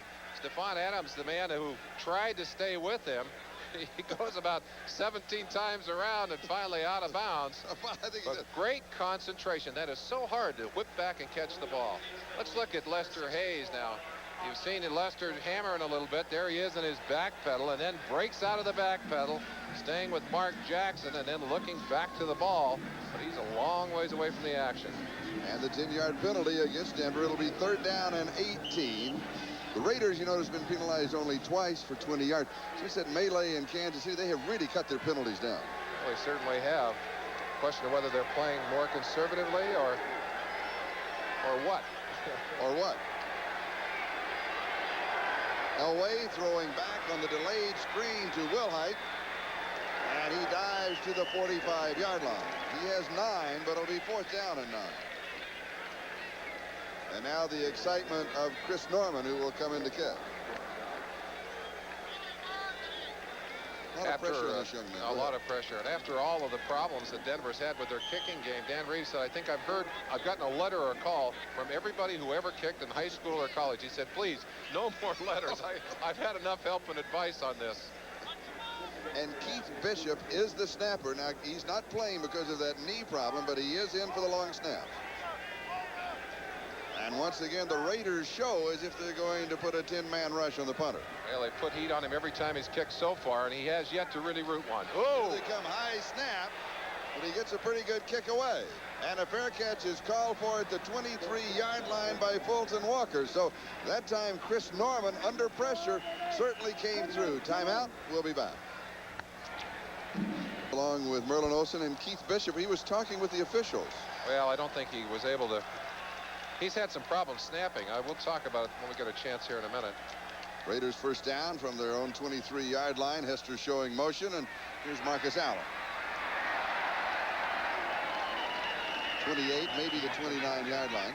Charlie, 2 weeks ago against the Jets, Keith Bishop had his larynx smashed a little bit, actually split open. And they had to put a special pad on his neck to protect it. Actually, his shoulder pads jammed up into his throat. They also extended his face mask. Both of those things make it difficult when he drops his head to center to get that ball in there. That may be one of the reasons. On top of that, of course, he's playing with a bad knee. So that last snap could have been a disaster, saved by Chris Norman. 2nd and 4. Flag is down. Marcus Allen again. Now this time just a couple of yards, and he came up limping after that last play. Let's see if he comes up limping again. No, it's not that noticeable. It'll be holding against the Raiders and motion against the Raiders. Well, after all of the good conversation in the locker room, both teams have come back out to renew their performance. And if you look down on the field and consider the kind of play we've had from in particular, these two offensive teams today, and tell me that these are the teams that are leading in probably the toughest, or at least as tough a division as there is in the NFL, you got to say, come on, you're kidding me. Can you get too high, too emotionally up for this kind of a ball game? I think it's possible, Charlie. That may be one of the things that's happened. Number 32 offense, penalty decline. Holding number 73 offense. That penalty will be accepted. That's on Charlie Hanna. The penalty is accepted on the holding. So we go back to the 19. It's going to be 2nd down and 14.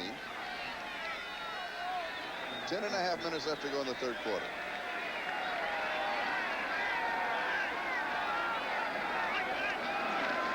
And here's Marcus Allen again. And he's pulling Andre Townsend.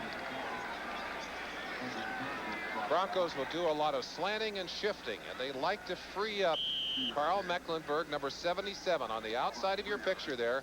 Watch him as he steps in, takes on the blocker, and then reacts to the inside to help Greg Cragen, or Andre Townsend, actually, number 61, make that tackle. Good move. Mecklenburg has to control to the outside and then come back inside to help Phil. Now they played Mecklenburg all over that defensive line, inside, outside, up and down, as also as a linebacker. Does the opposing quarterback look for him when he comes out of that set? Better. Good protection, and the pass is complete for the first down to Doki Williams. 18 yards and the first down. Second fine catch of the day by Doki Williams. He dove for one on the sideline earlier, and this ball thrown slightly behind Doki, and watch him go back to get it. Right there. Look at him. He has to stop and actually go to the ground. Almost a hook slide, reminiscent of the series on that one. Doki, 3 receptions for 65 yards, comes wide to the near side. And here's the running attack of Marcus Allen. So the Raiders continue to mix it up. They trail 7-3. Jim Ryan makes the defensive play for Denver. Excellent play by Ryan. Ryan, by the way, entrusted with calling the adjustments to that Denver defense. They had Ricky Hundley doing that earlier, but Hundley was having trouble getting the defenses called and then reacting to that very complex defensive system. It's old hat for Ryan, and he's taken part of that responsibility. Loss of a yard, 2nd and 11. Go.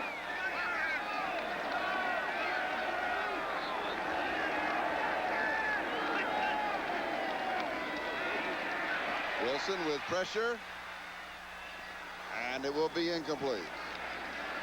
Doki Williams was the closest would-be receiver. Randy Robbins was applying the pressure. Blitz was on, and Wilson just flipped it away. Larry Keenan there on the sideline will listen to what Tom Flores wants in the way of a play, and then he'll signal it on in. Sam Bogosian, there's the signal going in. Sam Bogosian, the offensive line coach, on the other side of Flores, and then Collier will wait. The defense waits traditionally until the play goes onto the field, and then he makes his call. I wonder what's in that book, and I asked the question. He said, well, a lot of information that we stockpile on the Raiders. He'll have information that goes back 3 or 4 years in that book. Everything that you would want to know about the Raiders. And more. 3rd and 11, a flag is dropped. Marcus Allen, the ball carrier. The whistles had been sounded. And it'll be a delay of game against the Raiders. Wilson has completed 13 of 22. Offense, still 3rd down. 199 yards, no touchdowns, and he has been intercepted twice. So it'll be 3rd down and 16. And now let's go back and check all of the scores. The Giants defeating Dallas by 3. New England over Atlanta, and Cincinnati downing Detroit. All close, good ball games. Cleveland defeating the Colts. Miami over Houston as expected. New Orleans upsets San Francisco. Pittsburgh wins over Green Bay. Tampa Bay wins over Buffalo, and St. Louis by 3 over Philadelphia. Those are the early finals. Here it is Denver 7, Los Angeles 3. 3rd and 16. Tipped and it is incomplete. Doki Williams, the intended receiver, and the Broncos let an opportunity for an interception get away. Broncos with 3 men rushing and everyone else back. Mark Wilson with time found Doki Williams and threaded the needle on that ball. I don't know whether it was touched there, but they're very lucky that Robbins ran into Louis Wright. Randy Robbins and Louis Wright collided, or that ball would have been intercepted.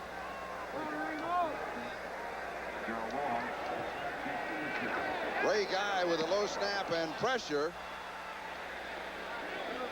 and takes a Raider roll, fielded by Wilhite, and he is dropped after just a few steps on his return. We've got a timeout, and we'll be back in a moment.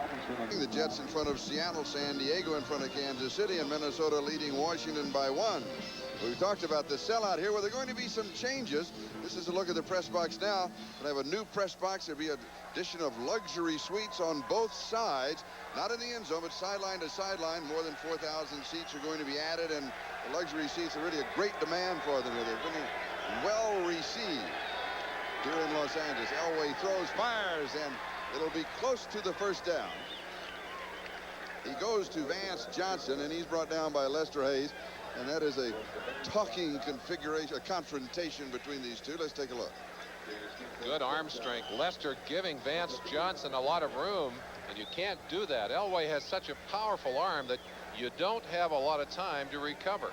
The two of the very best pass rushers in football, both idle today. Howie Long with a hamstring injury, Rulon Jones with a knee problem, and they won't take any risk. You see the ice pack on Rulon's left knee there. Gain of 11 and a first down at the 39-yard line. Denver leads 7-3. Steve Sewell, the ball carrier, and he goes to the 46-yard line. They're going to give him. That's 7, and it's going to be second down and 3. Sewell scoring the only touchdown of the ball game, and he did that from 8 yards out. Sam Seal with the tackle. 6.5 minutes left to go in the third. Charlie, except for that one long pass to Mark Jackson, 53 yards. 53 yards, this Denver Bronco offense has been very silent throughout this game. Yes, they have. Here's the first down, but a flag is down. Winder pops it inside the 30 before McElroy can bring him down, but there's a marker back at the 44-yard line. 37 yards if.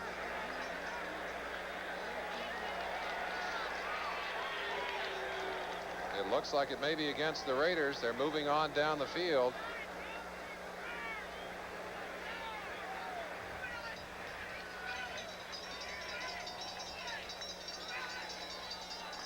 Los Angeles offsides. Personal foul also against the Raiders. And so the play stands. It's the first major foul against Los Angeles, what, in 4 weeks, Charlie? In 4 games, you're right.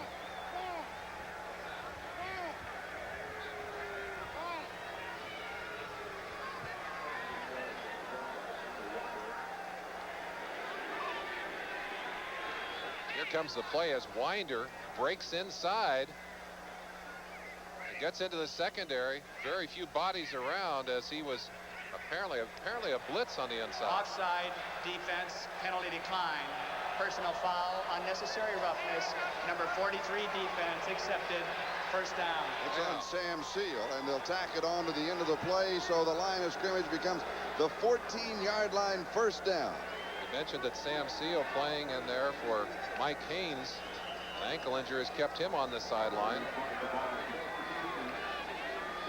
Seal heading to the sideline is James Davis, number 45, and he said earlier, he said, I feel like I got a bullseye on the front of my uniform. They've been picking on him, but Elway hasn't come after him that much today. Of course, they haven't thrown that many passes. So the Broncos with an opportunity here, leading 7-3. And they go to Winder. Sammy goes to the 10-yard line.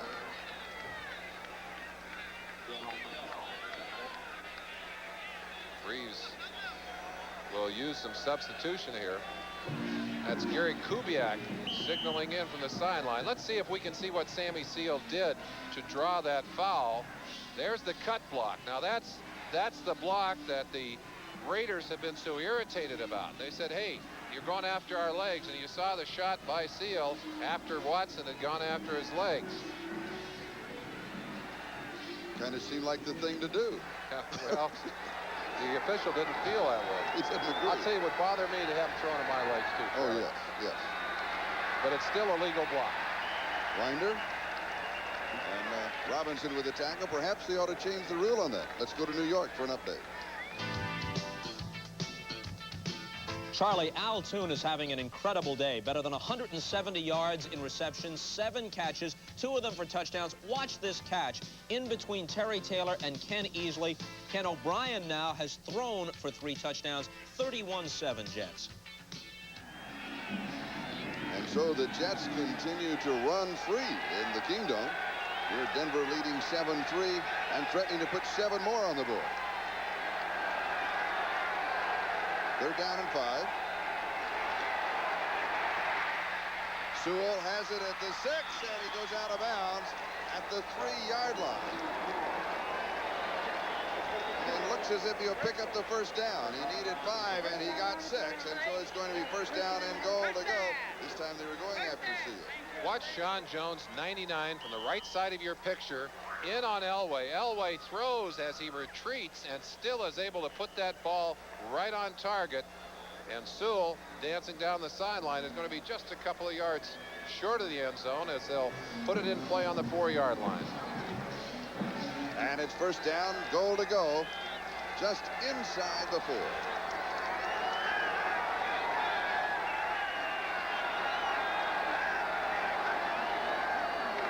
And here's Sammy Winder.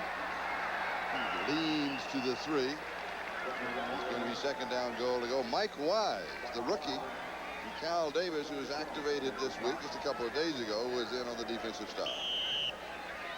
Well, the war continues between the Denver wide receivers and the defensive backs as Lester says, hey, you're not going to get the best of this one. I got to believe that we're going to have an all-out fight at some point in this game. We're going to see another major penalty against either one of those receivers or perhaps one of the Raider defensive backs. And illegal, of course, to go against the receiver's head. Can't go at the head. Elway fakes the inside dive. And here is Winder. And he pulls his way into the end zone for the touchdown.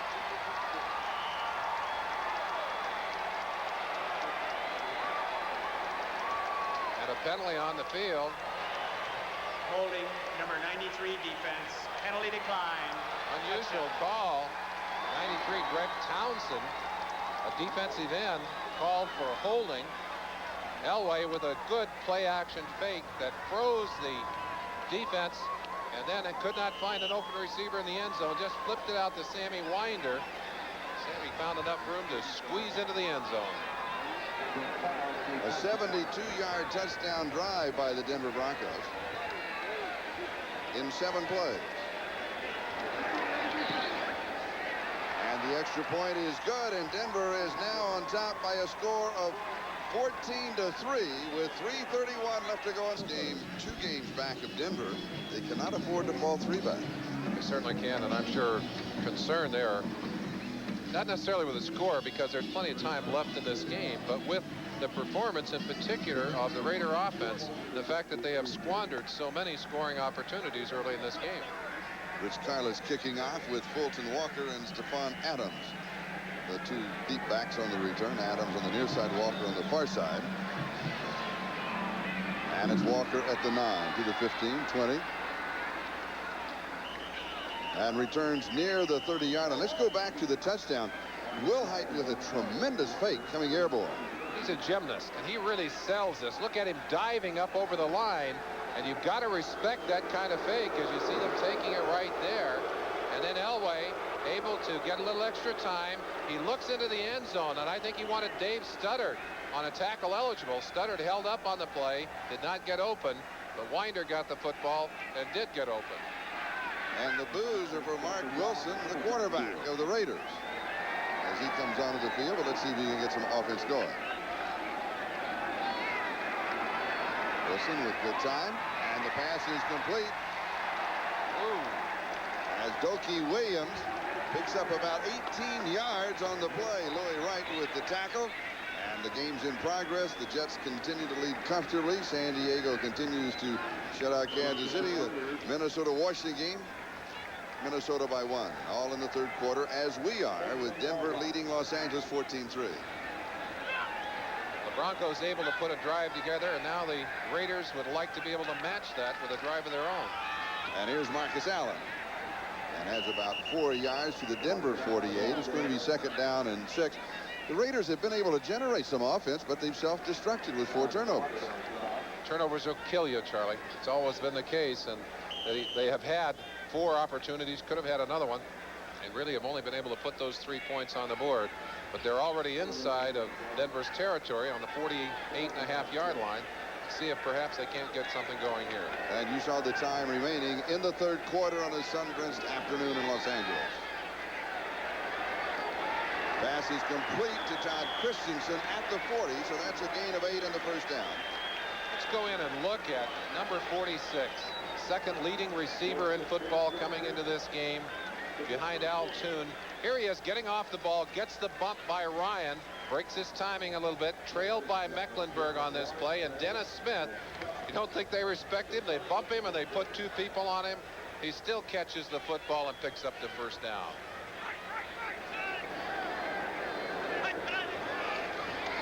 First down, Denver 40. Pass over the middle is complete again to Todd Christensen. He goes to the 30. It may be another first down. It's close. Dennis Smith was wrestling him down. Well, he comes right back, gets in there without the bump this time. And Smith just a little bit slow in reacting to that inside cut. Mark Wilson had the ball there, and the Raiders have 2 quick first downs via the aerial circus to Todd Christensen. And Christensen has no problem coming over the middle to make a reception. He's not afraid to stick his nose in there, I'll say that. Here's Marcus Allen to the 25. Yes, to the 25. We mentioned Denver's leading tackler, Ricky Hundley, number 98. In fact, I think he had, 98 tackles, not quite that many coming into this game. There he is, quickly up inside, gets away from Charlie Hanna, number 73. I think the man that was trying to block him does a good job of making the tackle, but a healthy gain in spite of that, as the Raiders have a 2nd and 6 coming up here.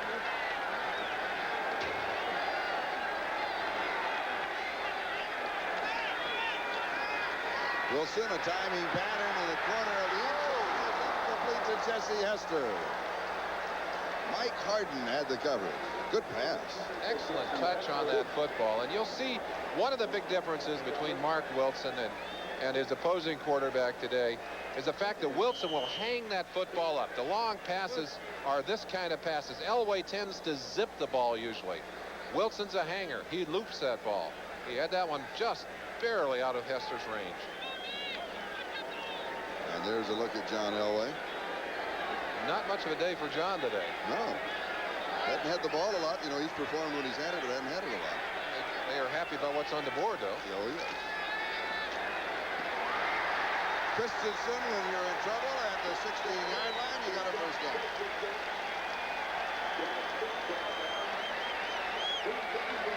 Maybe for those of you who played in the defensive backfield or wanted to be one, you can feel like you're a part of it here as Todd Christensen comes right at you. Mark Wilson again. That's a good throw. Good catch.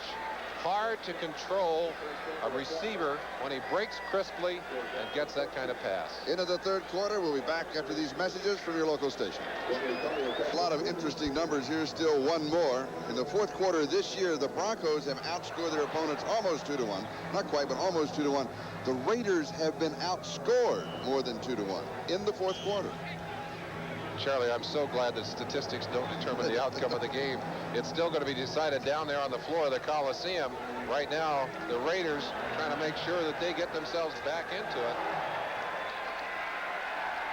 And they have a first down at the Denver 16 with Marcus Allen.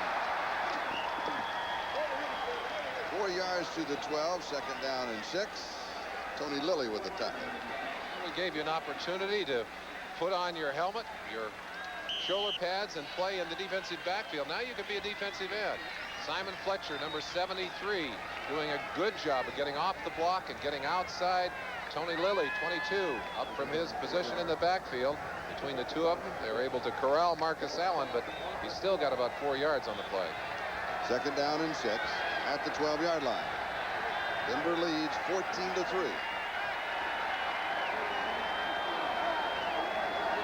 Marcus Allen showing motion. Incomplete. Jokey Williams, the intended receiver, just a little behind him. Louis Wright was there. It'll be third down. Quarterback looking at that play, knowing that Doki is headed into an area where there are other defensive backs, tried to zip it into him, put it slightly behind him. Had he put that ball in front of Doki, we'd have had a touchdown there for the Raiders. Put it behind him, Doki bounced it up. They're lucky it wasn't intercepted. Injury report on Rulon Jones on that left knee. He will not return to the ballgame. And here's Marcus Allen. Third down and 6. Raiders electing to do what the Broncos did earlier in a passing situation, ran the football. Yes, I'm surprised. But the Broncos, their play worked as they were able to send Sewell into the scoring area for a touchdown, but that one did not work. Now do you go for it? I think maybe the Raiders will. They certainly haven't sent Chris Barr onto the field. And here that the election has already been made. Tom Flores saying, hey, we don't need 3, we need 7. Fourth down and 2 with 13 and a half minutes to go. That's a lot of time. Raiders saying, quiet down. Hey, come on, quiet down. And they're going to charge Denver with a timeout. And that is their first. They have 2 remaining. We'll be backing them up. Denver Broncos and the Los Angeles Raiders. Denver on top by 11. The Raiders 4th down and 2 at the Denver 8-yard line. And they're going for it. You go with Marcus Allen. Well, I think you go to your money man here. Let's see if Tom Flores agrees.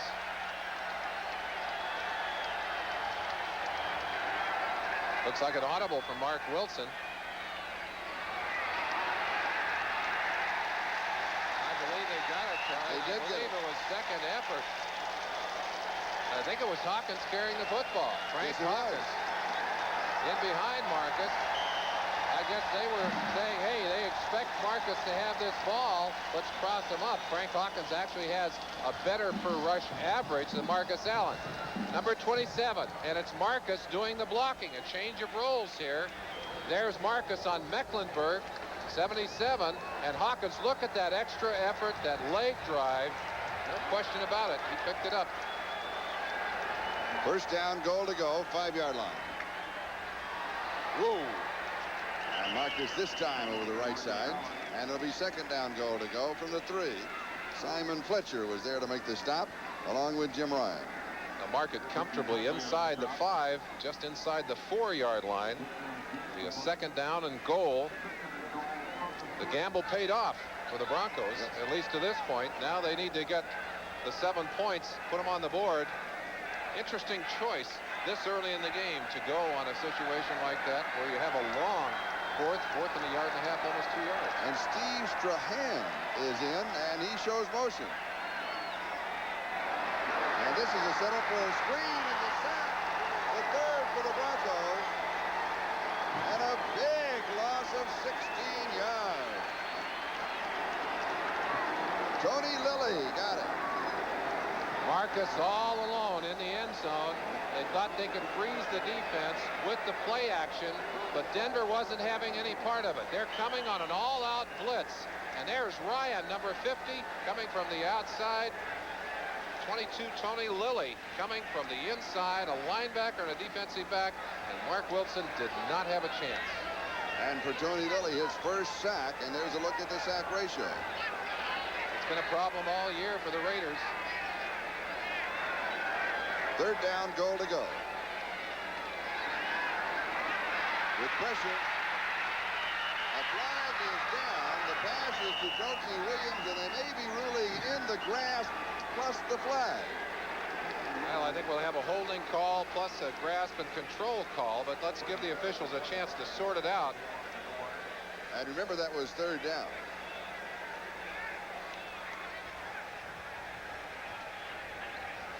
Here's a man who would like a chance, Jimmy Plunkett. Holding against the Raiders. So remember, a moment ago, they were just inside the 4. Holding, number 65 offense. Penalty will be declined. 4th down. Declining the call because they want to take the down away from the Raiders. They'll force them here to go for the field goal. Coming into today's game, and for Denver, that is their 4th sack. And now for the last 6 games, they have had 5 sacks, which is an NFL record. 5 sacks a game. They're only 1 away from stretching that to the 7th game. They're doing it without their best sacker on the field. Rulon Jones on the sideline with a bad knee. And the 42-yard field goal attempt by Chris Barr. Blocked. It is blocked. And picked up by Dennis Smith.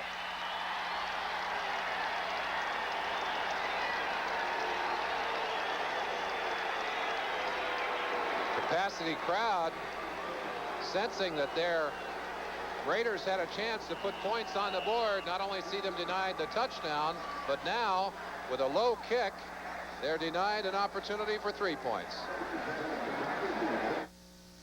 Once BMW, Saab, and Audi challenged the establishment. Is going to receive credit for reaching up and slapping the attempt down. I believe that was a low kick. Fletcher up in the air well, but that ball usually would be above his hands if Chris gets a good shot on it. And Charlie, they're back to the action here as the Raiders have been shut down so many times in the Broncos territory by a Bronco defense that has had 2 interceptions, 2 fumble recoveries, all in their own territory, and now a blocked kick after a big sack that took the Raiders out of apparent field goal range. And the Raiders had the ball for 7 minutes and 22 seconds. Sammy Winder on the first carry for Denver from the 29 to the 32. It's 2nd down and 7. John Elway thus far has completed 9 of 10 for 127 yards and a touchdown. He hadn't had a lot of opportunity, but 9 of 10, not too shabby an afternoon. And here is Winder again as he has 3 to the 35. It's going to be 3rd down and 4. Greg Townsend makes the tackle. And let's check the games in progress. In the National Football League this afternoon, the Jets continue to waltz away from Seattle. San Diego leading Kansas City now 16-7. The Chiefs finally got on the scoreboard. Minnesota beginning to pull away from Washington. So Minnesota truly is a playoff team. And here the score is Denver 14, the Los Angeles Raiders 3.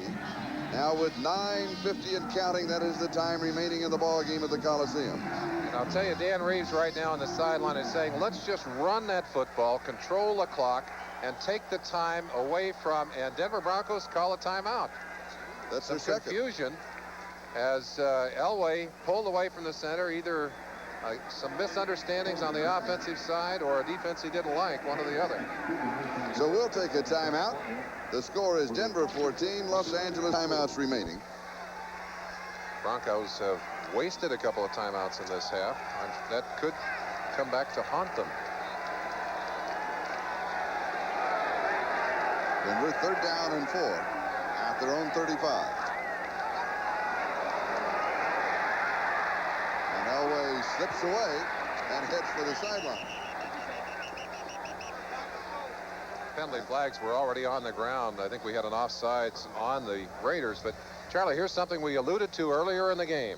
The fact that these 2 teams have not split a season series since 1977. And, of course, if you believe in history, you'd have said coming in the Broncos have it going for them. And yet the Raiders coming in off a 5-game winning streak. They really appeared to have their offensive situation together. They've been playing good defense all year.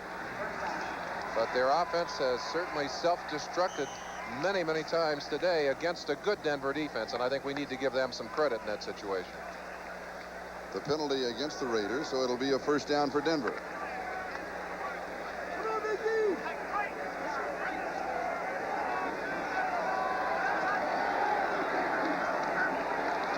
On the draw, Winder for a yard to the 41-yard line.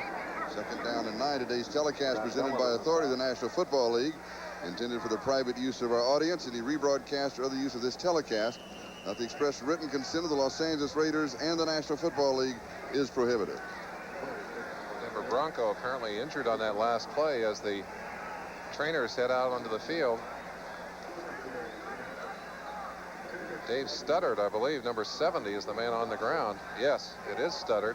And with injury problems already plaguing them, Keith Bishop hurt. That could be a severe blow. We have a timeout, and we'll be back in a moment. If you just don't have more of this kind of injury, watch Studdard being driven to the inside, number 70, and then watch him as Billy Bryant, the center, throws Piquel right there. Stop it.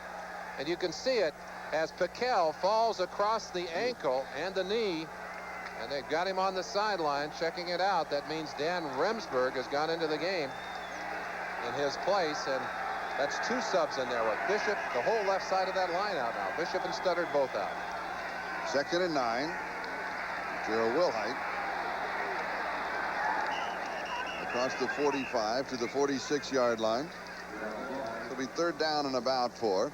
Let's check the complete scoreboard. The Giants win by 3 over Dallas. The Giants are going to be in first place in the East because Washington is losing right now. New England wins over Atlanta. That's a good one for New England. Cleveland over Indianapolis. Miami over Houston. That was expected. The upset, New Orleans over San Francisco, 23-10. Pittsburgh wins. Tampa Bay wins, and St. Louis wins. St. Louis has been struggling, but they beat Philadelphia. Jets way out in front of Seattle. San Diego continues to lead Kansas City, and Minnesota over Washington. And here it is, Denver out in front by 11, 14-3. Elway on the run, and the pass is complete for the first down. And a good scramble he throws to Vance Johnson. Stephon Adams makes the tackle. That's really kind of the first true scrambling ability of Elway that we've seen today. Charlie, reading my mind exactly, Elway has been content to play a relatively conservative game today, and of course they don't want him to scramble unless he has to. He has to here. They are all over him. Townsend 93, 57 Robinson. He threw that on the dead run. Oh, I tell you, that is tough. Good catch by Vance Johnson, but if you want to do something difficult, try throwing at a moving target when you're running full speed toward the sideline. And 3 people are chasing you. Yeah, that's right. And it's not as if it's just run toward the sideline. A gain of 12, first down at the Raiders' 42-yard line. Joey Hackett showing a little motion, and Winder gets the call. Gain of 4 to the 37, 2nd and 6. Rod Martin makes the tackle. Football trivia. What team holds the NFL record for the fewest yards passing in a game? I'll let you think about that. Is it regular season or is it regular season and postseason? Charlie, don't ask these tough questions. It's an NFL record. An NFL record. Well, then it'd be regular season. Otherwise, it'd be listed as a postseason record. I remember the one playoff game that Bob Greasy only had like 6 completions or something. I didn't know if that applied or not.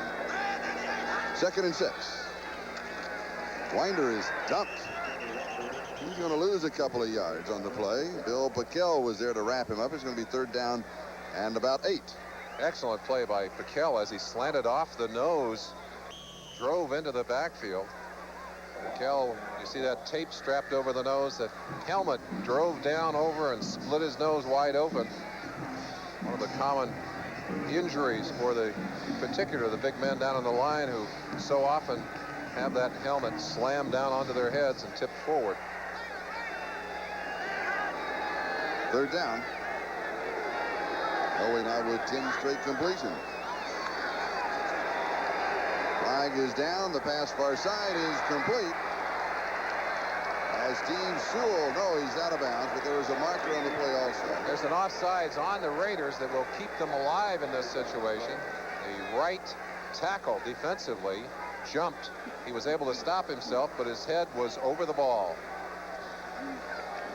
Offsides Los Angeles.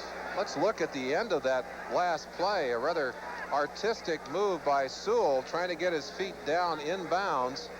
1 foot in, 2nd foot out. Good call by the official who's right there on the sideline. 2nd foot on the line. Defense, still 3rd down. Mike Wise ticketed on that particular play, activated this last week.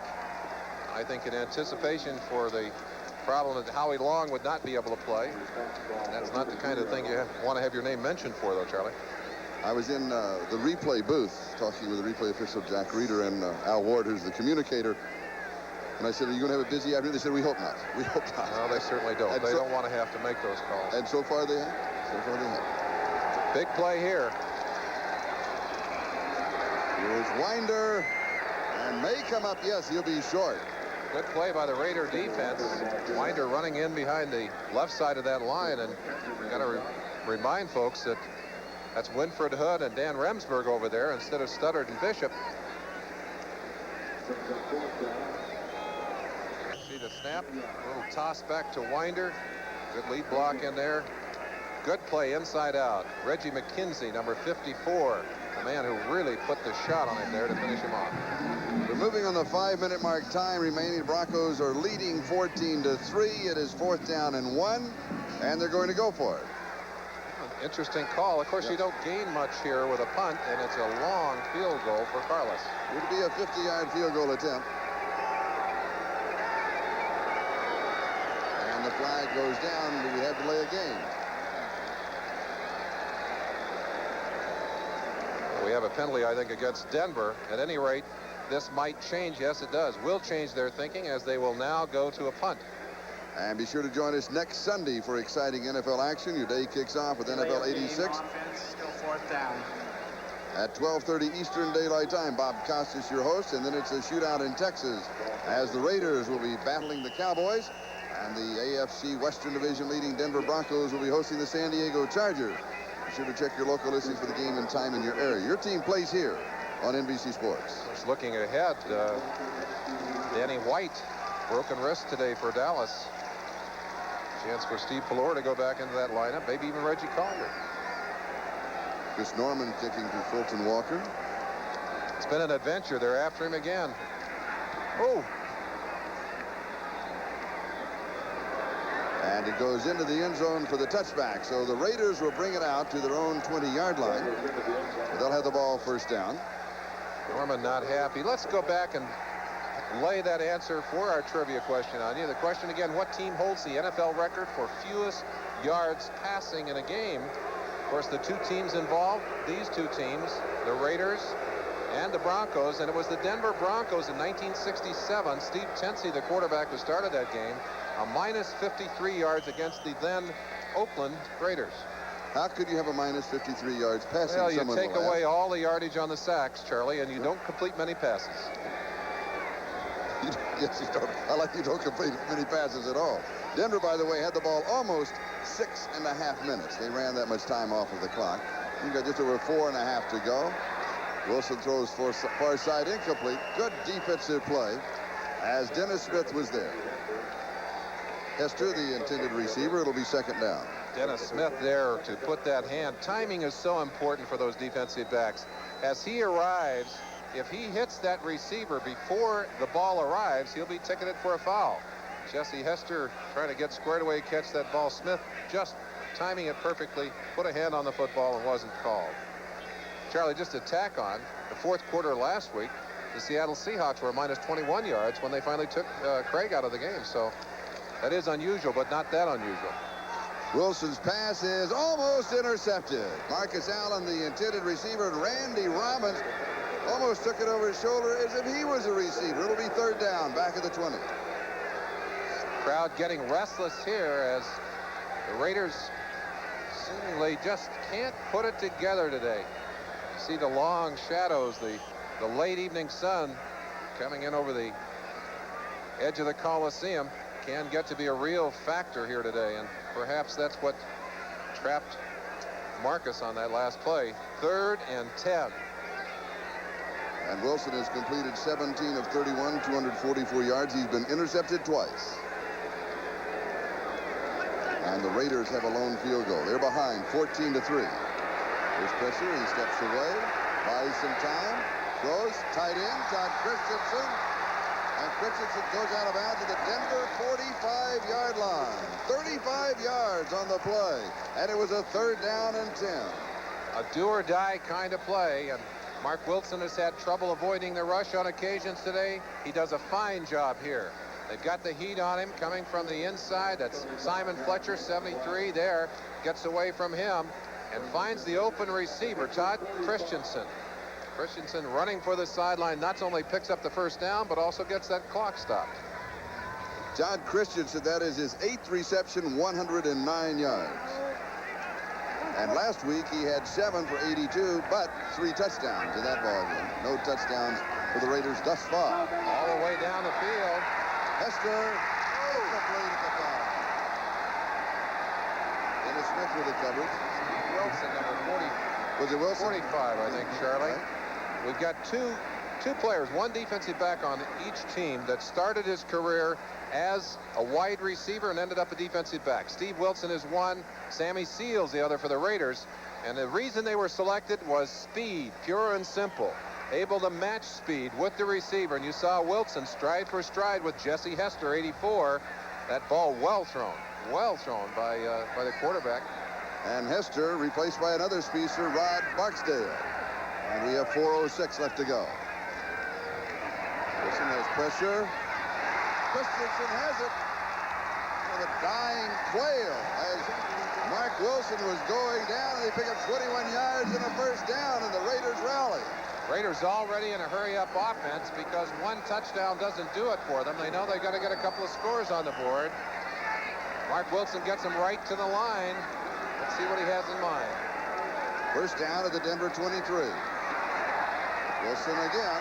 This time to the 20-yard line. It is Marcus Allen, brought down by Randy Robbins. A gain of 3, 2nd and 7. Andre Townsend had a hold of him as he threw that football. Did a good job of getting it off. And as we check the games in progress, the Raiders call a timeout. The Jets in front. Ooh, Kansas City climbing back at San Diego. And Minnesota continues to lead Washington. So some interesting happenings outside of the Coliseum, but here in the Coliseum, let's check the games remaining. Well, if you're a schedule watcher, you know that the Broncos really have a tough row to hoe in the last part of this season. The Raiders hoping they could win today and then would hope for a little help along the way from some very tough teams, in particular on the road against the Giants, on the road against Kansas City. They got to go to Seattle, 3 big divisional games. And of course the Raiders themselves don't have a piece of cake as they head to Dallas this next week, Cleveland, San Diego, but an easier schedule than the one facing the Broncos. Now we'll take a look at the standings and in the conference standings, but also remember what else is going on today. Now remember the Raiders, Kansas City and Seattle tied at 5-3 records behind Denver. At this point, the Raiders, Kansas City and Seattle are all losing. So Denver can have, if they continue to win, they can have a lot of breathing room. Well, you see there that the difference in the conference and divisional races is not significant if the Raiders were to win today. However, you put another loss in that side of the column for the Raiders, and you've given the Broncos a very tough edge to overcome in the second half of these seasons. The ball at the 20-yard line of Denver, 2nd down and 7, 3:32 the time remaining. Into the end zone. Touchdown, Hester.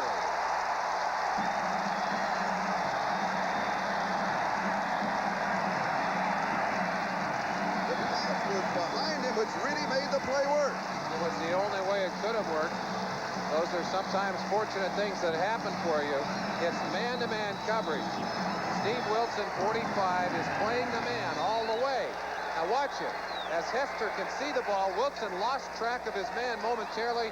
Hester just slipped around him and took the football away from him. 80-yard drive, 7 plays, only a minute 10. Here's the extra point attempt. This is to pull within 4. Whoa.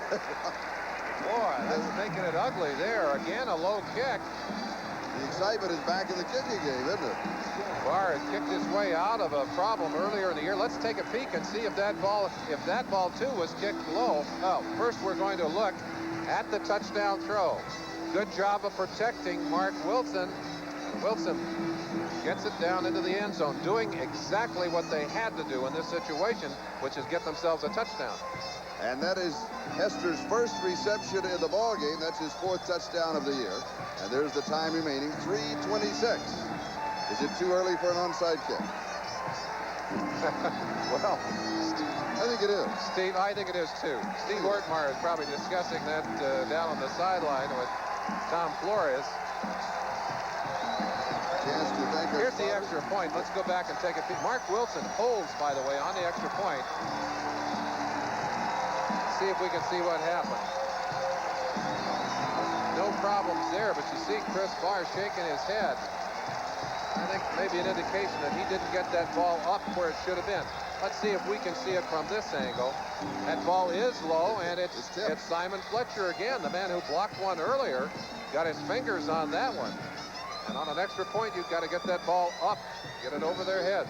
Fletcher at 6'5", 240 got a piece of it. The Broncos have their hands team on in case there is an onside kick.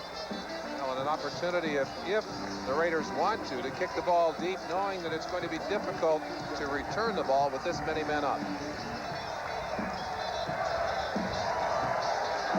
If it is an onside kick, it must go 10 yards before the kicking team can touch it. How they kick it away? Kind of a squib type kick. They're just trying to drop it in behind the line. Gene Lang picks it up and heads for the sideline. Wilhite was the deep back on the return, so it was like an almost, I'll drop it over the front line, see if somebody can run under it. I think that's a very cleverly designed onside kick. Yes. One that's designed to spin, and he got a lot of spin on that ball, but was well handled by the Broncos. Charlie, timeouts could be a factor in this game. The Broncos has one, and the Raiders have given up one, so they only have two. But right now, pressure squarely on the Raider defense. They have got to take the football away from the Broncos to give their offense another opportunity. And the fans are now back into the ballgame. Denver leads by 4. And Winder cut down at the line of scrimmage. No, it's Wilhite cut down by Bill Pickel.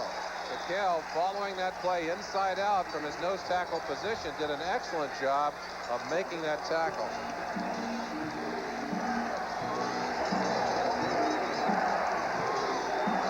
Second down and 9. They'll mark it for 1 to the 22. And of course, Denver will use all the time they can. 2:51 and counting.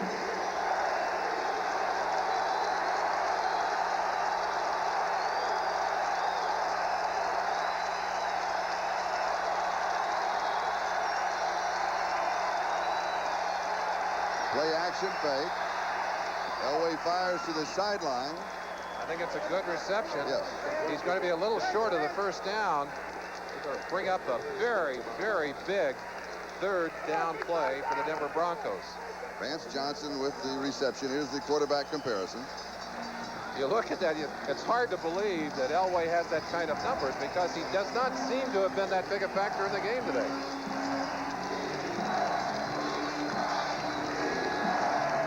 Third down and 2 at the 29-yard line. The big difference there between the two quarterbacks, those two interceptions behind Mark Wilson's name, both down deep in Denver territory.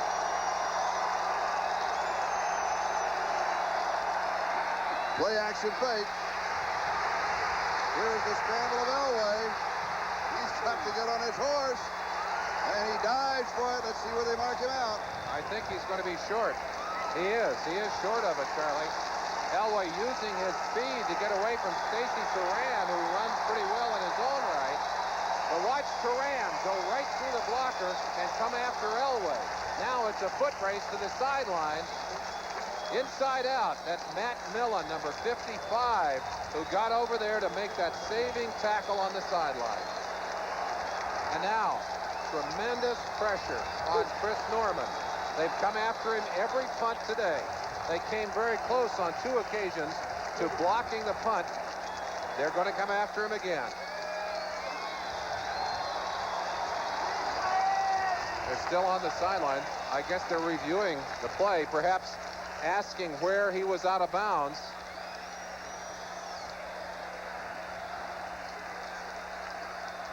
First opportunity for the replay officials to get involved in this game. They'll look to the sideline and mark it again. There's the time remaining, 2:21. Maybe we can go back and look at the last part of that play where Elway goes out of bounds. Here it is for you at home to take a peek. Millen coming inside out, and it looks like he's, well, almost dead between the two lines, and they have marked it forward of that. He needed to get to the 31. He did not get to the 31. No, he didn't get to the 31, but back there you see the ball. That's as good a spot as any. That's the 29. You know. Well, it's in the neighborhood. Relatively immaterial. I think Reeves will play it conservatively at this point anyway and kick the ball, even if he's close to a first down. He wants to put as much green between Mark Wilson and his offense in the end zone as he possibly can. That is the umpire, Rex Stewart, who has the headset on. He's in communications with Al Ward, who is the communicator, and Jack Reeder, the replay official. And I'm sure that that's the point, Mervin. It just have to be. Well, I think it's absolutely. I think it's the mark of the ball. Yeah, and there's Al Ward on the phone. There's the replay booth. See those monitors? Now, those are 8-inch monitors. I like the bigger monitors, as you know. I like to be able to Charlie see likes it. it. I like a huge one. I'm sure they're looking at the mark. I don't know what else it could be at that point. And here's something else I'm not sure that everybody knows, but all of the replay officials, like regular officials, they review tapes and game films. And the tape this week, they said it was 43 minutes long of all the other plays that they reviewed and the calls and what was right and what was wrong and where corrections should be made. Well, we have a little delay here. Well, maybe they were having trouble with their communication, so they've gone to the phone on the sideline. Give them a direct tap into the line with the replay booth. The 3 plays, by the way, ran off 59 seconds on the clock. Chance to thank our spotters, Shep Goldberg and Chuck Panama. Also helping in the booth, Stan Otake and Doug Mann. Joe Costanza, of course, on top of our continuing numbers game as the official. Well, the mystery is over, Charlie. Yes, and now we will all know. Tell us, Jerry. Because the official covering the play was dazed, the forward progress was in question. After further review by the instant replay official, the play will stand. The ball is where it is, fourth down. You notice that line, the official was dazed. I mean, they get bumps and bruises, too. I'll tell you, Charlie, I played in a lot of games where I was sure that the officials were dazed. Well, that's a tough statement to make. You know, that'll come back to haunt them, won't it? Well, I think the call is a good one from our replays. Yes. It was obvious that Elway did not have the yardage for the first down.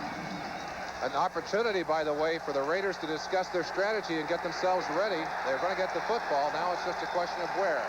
Now, do you play return here or do you go for the block? I think you go for the block. I'd be tempted to play return. And let's see what they do. He has not kicked it well under pressure today, Charlie. Yeah, they're going for the return. They play return, and he has a good kick. And he booms it. But the wind does hold it up. Fair catch is taken at the 35-yard line. So the Raiders really got a long way to go. They've got the 36-yard punt. They've got to go for the touchdown. A field goal will not help them. However, 2 field goals would. How much time do we have? 2:13. There's a lot of time left. The Jets continue to lead Seattle. San Diego by 2. And Minnesota leading Washington by 5. And here the Raiders are down by 4. There's the time remaining, 2:13. This crowd is stayed, you know. The offense is hurry-up offense right from the beginning. They'll probably have 2 or 3 plays called, Charlie. Wilson. Oh. Randy Robbins. Ooh, yeah. That's the way to end it all right there. If he catches that football, it's 7 points for the Broncos, not for the Raiders. Well read, inside out. That ball, again, that's an area in which Mark Wilson has a little problem. Does not have the velocity on the ball of a John Elway. Of course, who does? But in that situation, there was time after the ball was thrown for the defensive back to recover and get a hand on it. Going to Marcus Allen. It is now 2nd and 10. Raiders ball, their own 36. They have 2 timeouts remaining and 2:08 left. 4-man rush by Denver. Flag is down. The pass is complete to Marcus Allen. The clock is stopped with the marker at 2:01.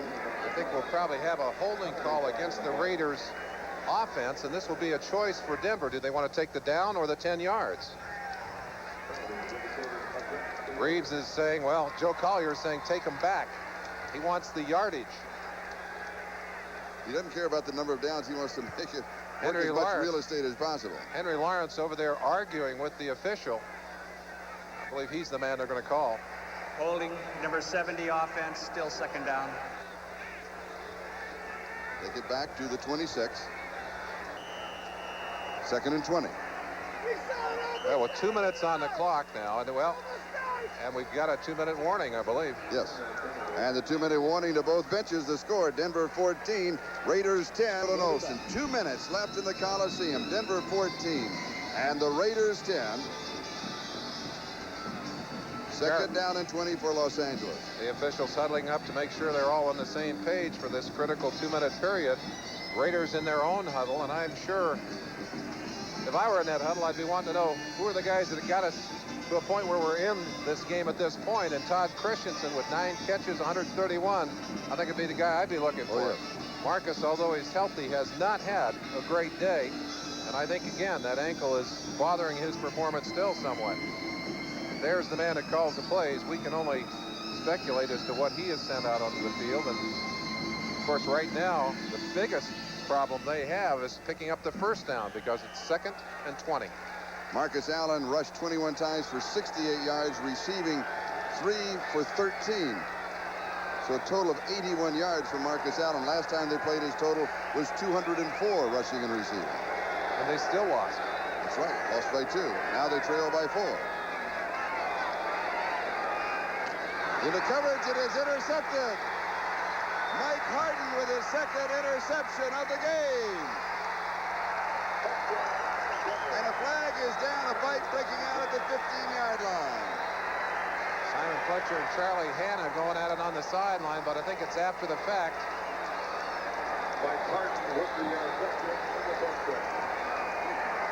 40 yards on the return. Well, we almost saw Randy Robbins pick it up and take it in. They dodged that one, but they didn't dodge this one. Ball over the head of number 32, Marcus Allen, as he hooks up right there. Mike Harden just steps up and takes it, personal drags fouls, it down. offsetting dead ball fouls on number 73 on each team. After the touchdown was scored, the touchdown is good. They'll kick off from 35. The touchdown stands, and for Mike Harden, that is his 3rd touchdown this year and his 4th interception. Those are big numbers, and of course the biggest numbers right now are on the scoreboard as they line up for a shot at an extra point. Maybe 21-10 if they can convert on the extra point and virtually shut the door at this point in the season on the Raiders, who are going to have a desperately difficult time unless they can get some help to come back and catch up with the Denver Broncos. And if the other scores stand, then Denver's going to have a 3-game lead in the West on everybody. Ooh. We continue to see an adventure with a kicking game. Yes, we Kicked do. it off the inside. Had a problem with the Most hole. valuable player, you just saw him in action, number 31, Mike Harden, 2 interceptions. The last one shut the door on the Raiders. He returned it 40 yards for the touchdown. And Budweiser will be making a contribution to the United Way on behalf of all of the MVPs selected this season in the National Football League. So congratulations to Mike Harden and the entire Denver defense.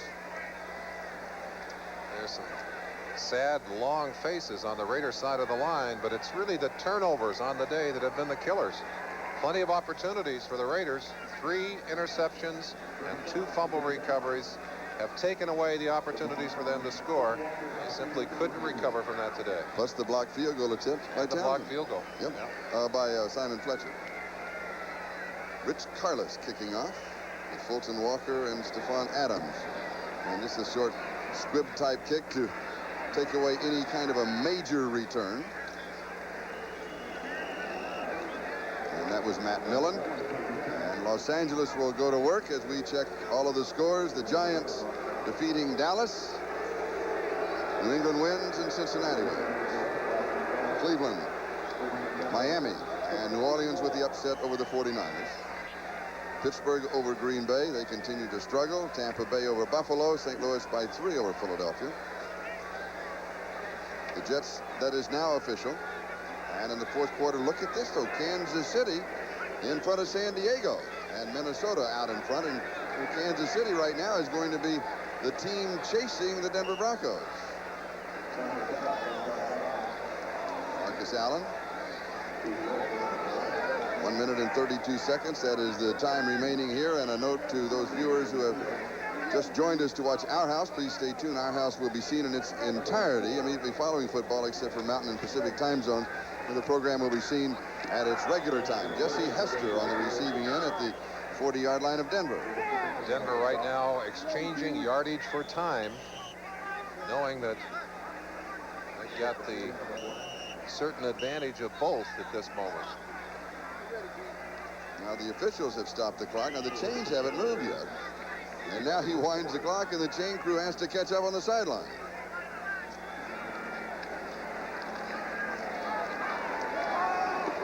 Wilson overthrowing Marcus on a sideline pattern, so that stops the clock at 1:02. I think just wanting to stop the clock, as Marcus was well covered by Steve Wilson on that play. With 1:02, you've really got to get down into that end zone and then hope that you can get an onside kick. You know, going down for one touchdown is cosmetic, not going to help you. Wilson has completed 23 of 40. He's thrown for 340 yards and 1 touchdown, but he's been intercepted 3 times, one of which was returned for a score. 2nd and 10. Now he goes deep into the far corner. And an interception is saved. Mike Harden went up for the interception. And Tim Moffitt is the offender who defended on the play. And so it is incomplete, and it'll be 3rd down.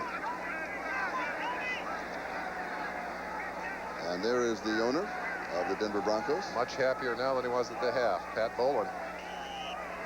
And we join Pat and our executive producer of NBC Sports, Michael Weissman. The coordinating producer of NBC Football and today's director is Ted Nathanson. The coordinating producer of NFL 86 is John Filippelli. Today's telecast has been produced by George Finkel.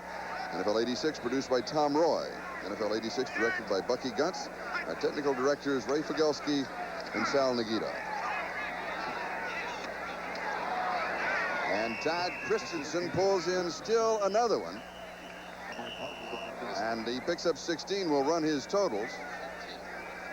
10 for 147. A big day for Mark Wilson, but Charlie, the only numbers that are really important are the numbers on the scoreboard, which tell you one thing, and that is that the Raiders have fallen 3 games back in the divisional race.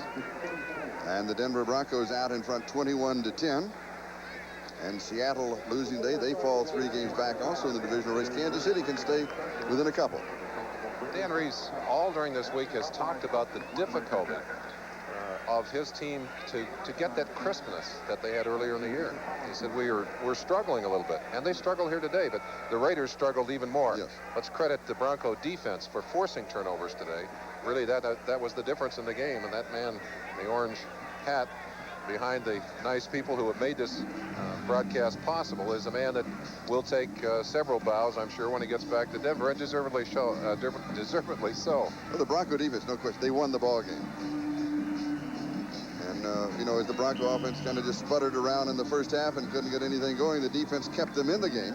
Well, you know, a good defense, and we talk always about what does it take to get you into a championship, to keep you in a game, and it's a defense, Charlie. On the days when you sputter, you've got to play good defense, and that's what they did today. They sputtered on offense, they stayed close because of the defense, and they came back, put enough on the board to win. Wilson throwing to Christensen and just misses him at the goal line. We've got 40 seconds left to go here. And a reminder, next Sunday, exciting NFL action. Your day kicks off with NFL 86 at 12:30 Eastern Daylight Time with your host, Bob Costas. A shootout in Texas, the Raiders battling the Cowboys. And possibly the AFC Western Division leading Denver Broncos that we watched today. They'll be hosting the San Diego Chargers under their new head coach, Al Saunders. So be sure to check your local listings for the game and time in your area as your team plays here on NBC Sports. 2nd down and 10 at the 24-yard line. Little pump fake and going deep into the corner, and it is incomplete. Louis Wright with the coverage, and Doki Williams, the intended receiver. It'll be 3rd down. Charlie, I'm sure that when the Los Angeles Raiders sit down to review their films and have a chance to look at the way they've squandered their opportunities, they're going to be a very sad team, because this certainly was a game that was well within their grasp. Yes. In fact, a game that they will, I'm sure, look back and say we should have won the game, much as they did in the opening game. They came back from Denver, a game they lost 38-36, saying we should have won that game. But it's not the we should-haves and we could-haves that put you in the playoffs at the end of the year. It's the we dids. And the sweep will continue for 9 years. Either the Raiders or the Broncos against each other have won both ball games. They haven't split. Strange. That is strange, isn't it? That one really is. Christensen inside the 15. But I think we broke one of those streaks because Denver was ahead at the half, yes, and they will win this game. So that 6-game streak is gone. And there's another interception. That one doesn't do much. Is that Rick Dennison? 55 Dennison, the man that picks it up. A batted ball again. Just a matter of letting the clock tick off now as Elway and his offense will come on the field and take a few high fives. Well, you take them. Ugly. It's beautiful. Right. It's a win. 4 interceptions, 1 for a touchdown, 2 fumble recoveries, a blocked field goal attempt. And the story today is written defense. In the last 2 games before today, the Broncos have been a -5. They had not taken the ball away from their opponents. They turned it over 5 times. Here today, they've exactly reversed that stat as they're a +5 in the turnover ratio. Dan Reeves, the winningest coach in the history of the Broncos. And Denver stays comfortably in front in the West. The clock with its final countdown. And the score, the Denver Broncos 21, the Los Angeles Raiders 10. And Tom Flores now with a record of 5-4 as for the Raiders. And the Broncos record is a very comfortable 8-1 as they start the second half of the season on a high note. Well, Charlie, the first half of the season is for positioning. You close out those championships in the second half. And the Denver Broncos have done a great job to put themselves at a healthy advantage as they start into the second half of the season. And they've put some giant roadblocks in the way of the Raiders, who now must not only recover and play great football the last half of the season, but have to hope that they get a lot of help. They've got to see some people really knock the heck out of Denver to help them out, or they have no chance of getting back into the championship race. They have four losses in the loss column. They still have a shot at a wild card. They do, but they have some tough games to play. Both of these teams have tough schedules to play out, Charlie. And I think playing the AFC West and the NFC East, well, that's almost an impossible road. Always tend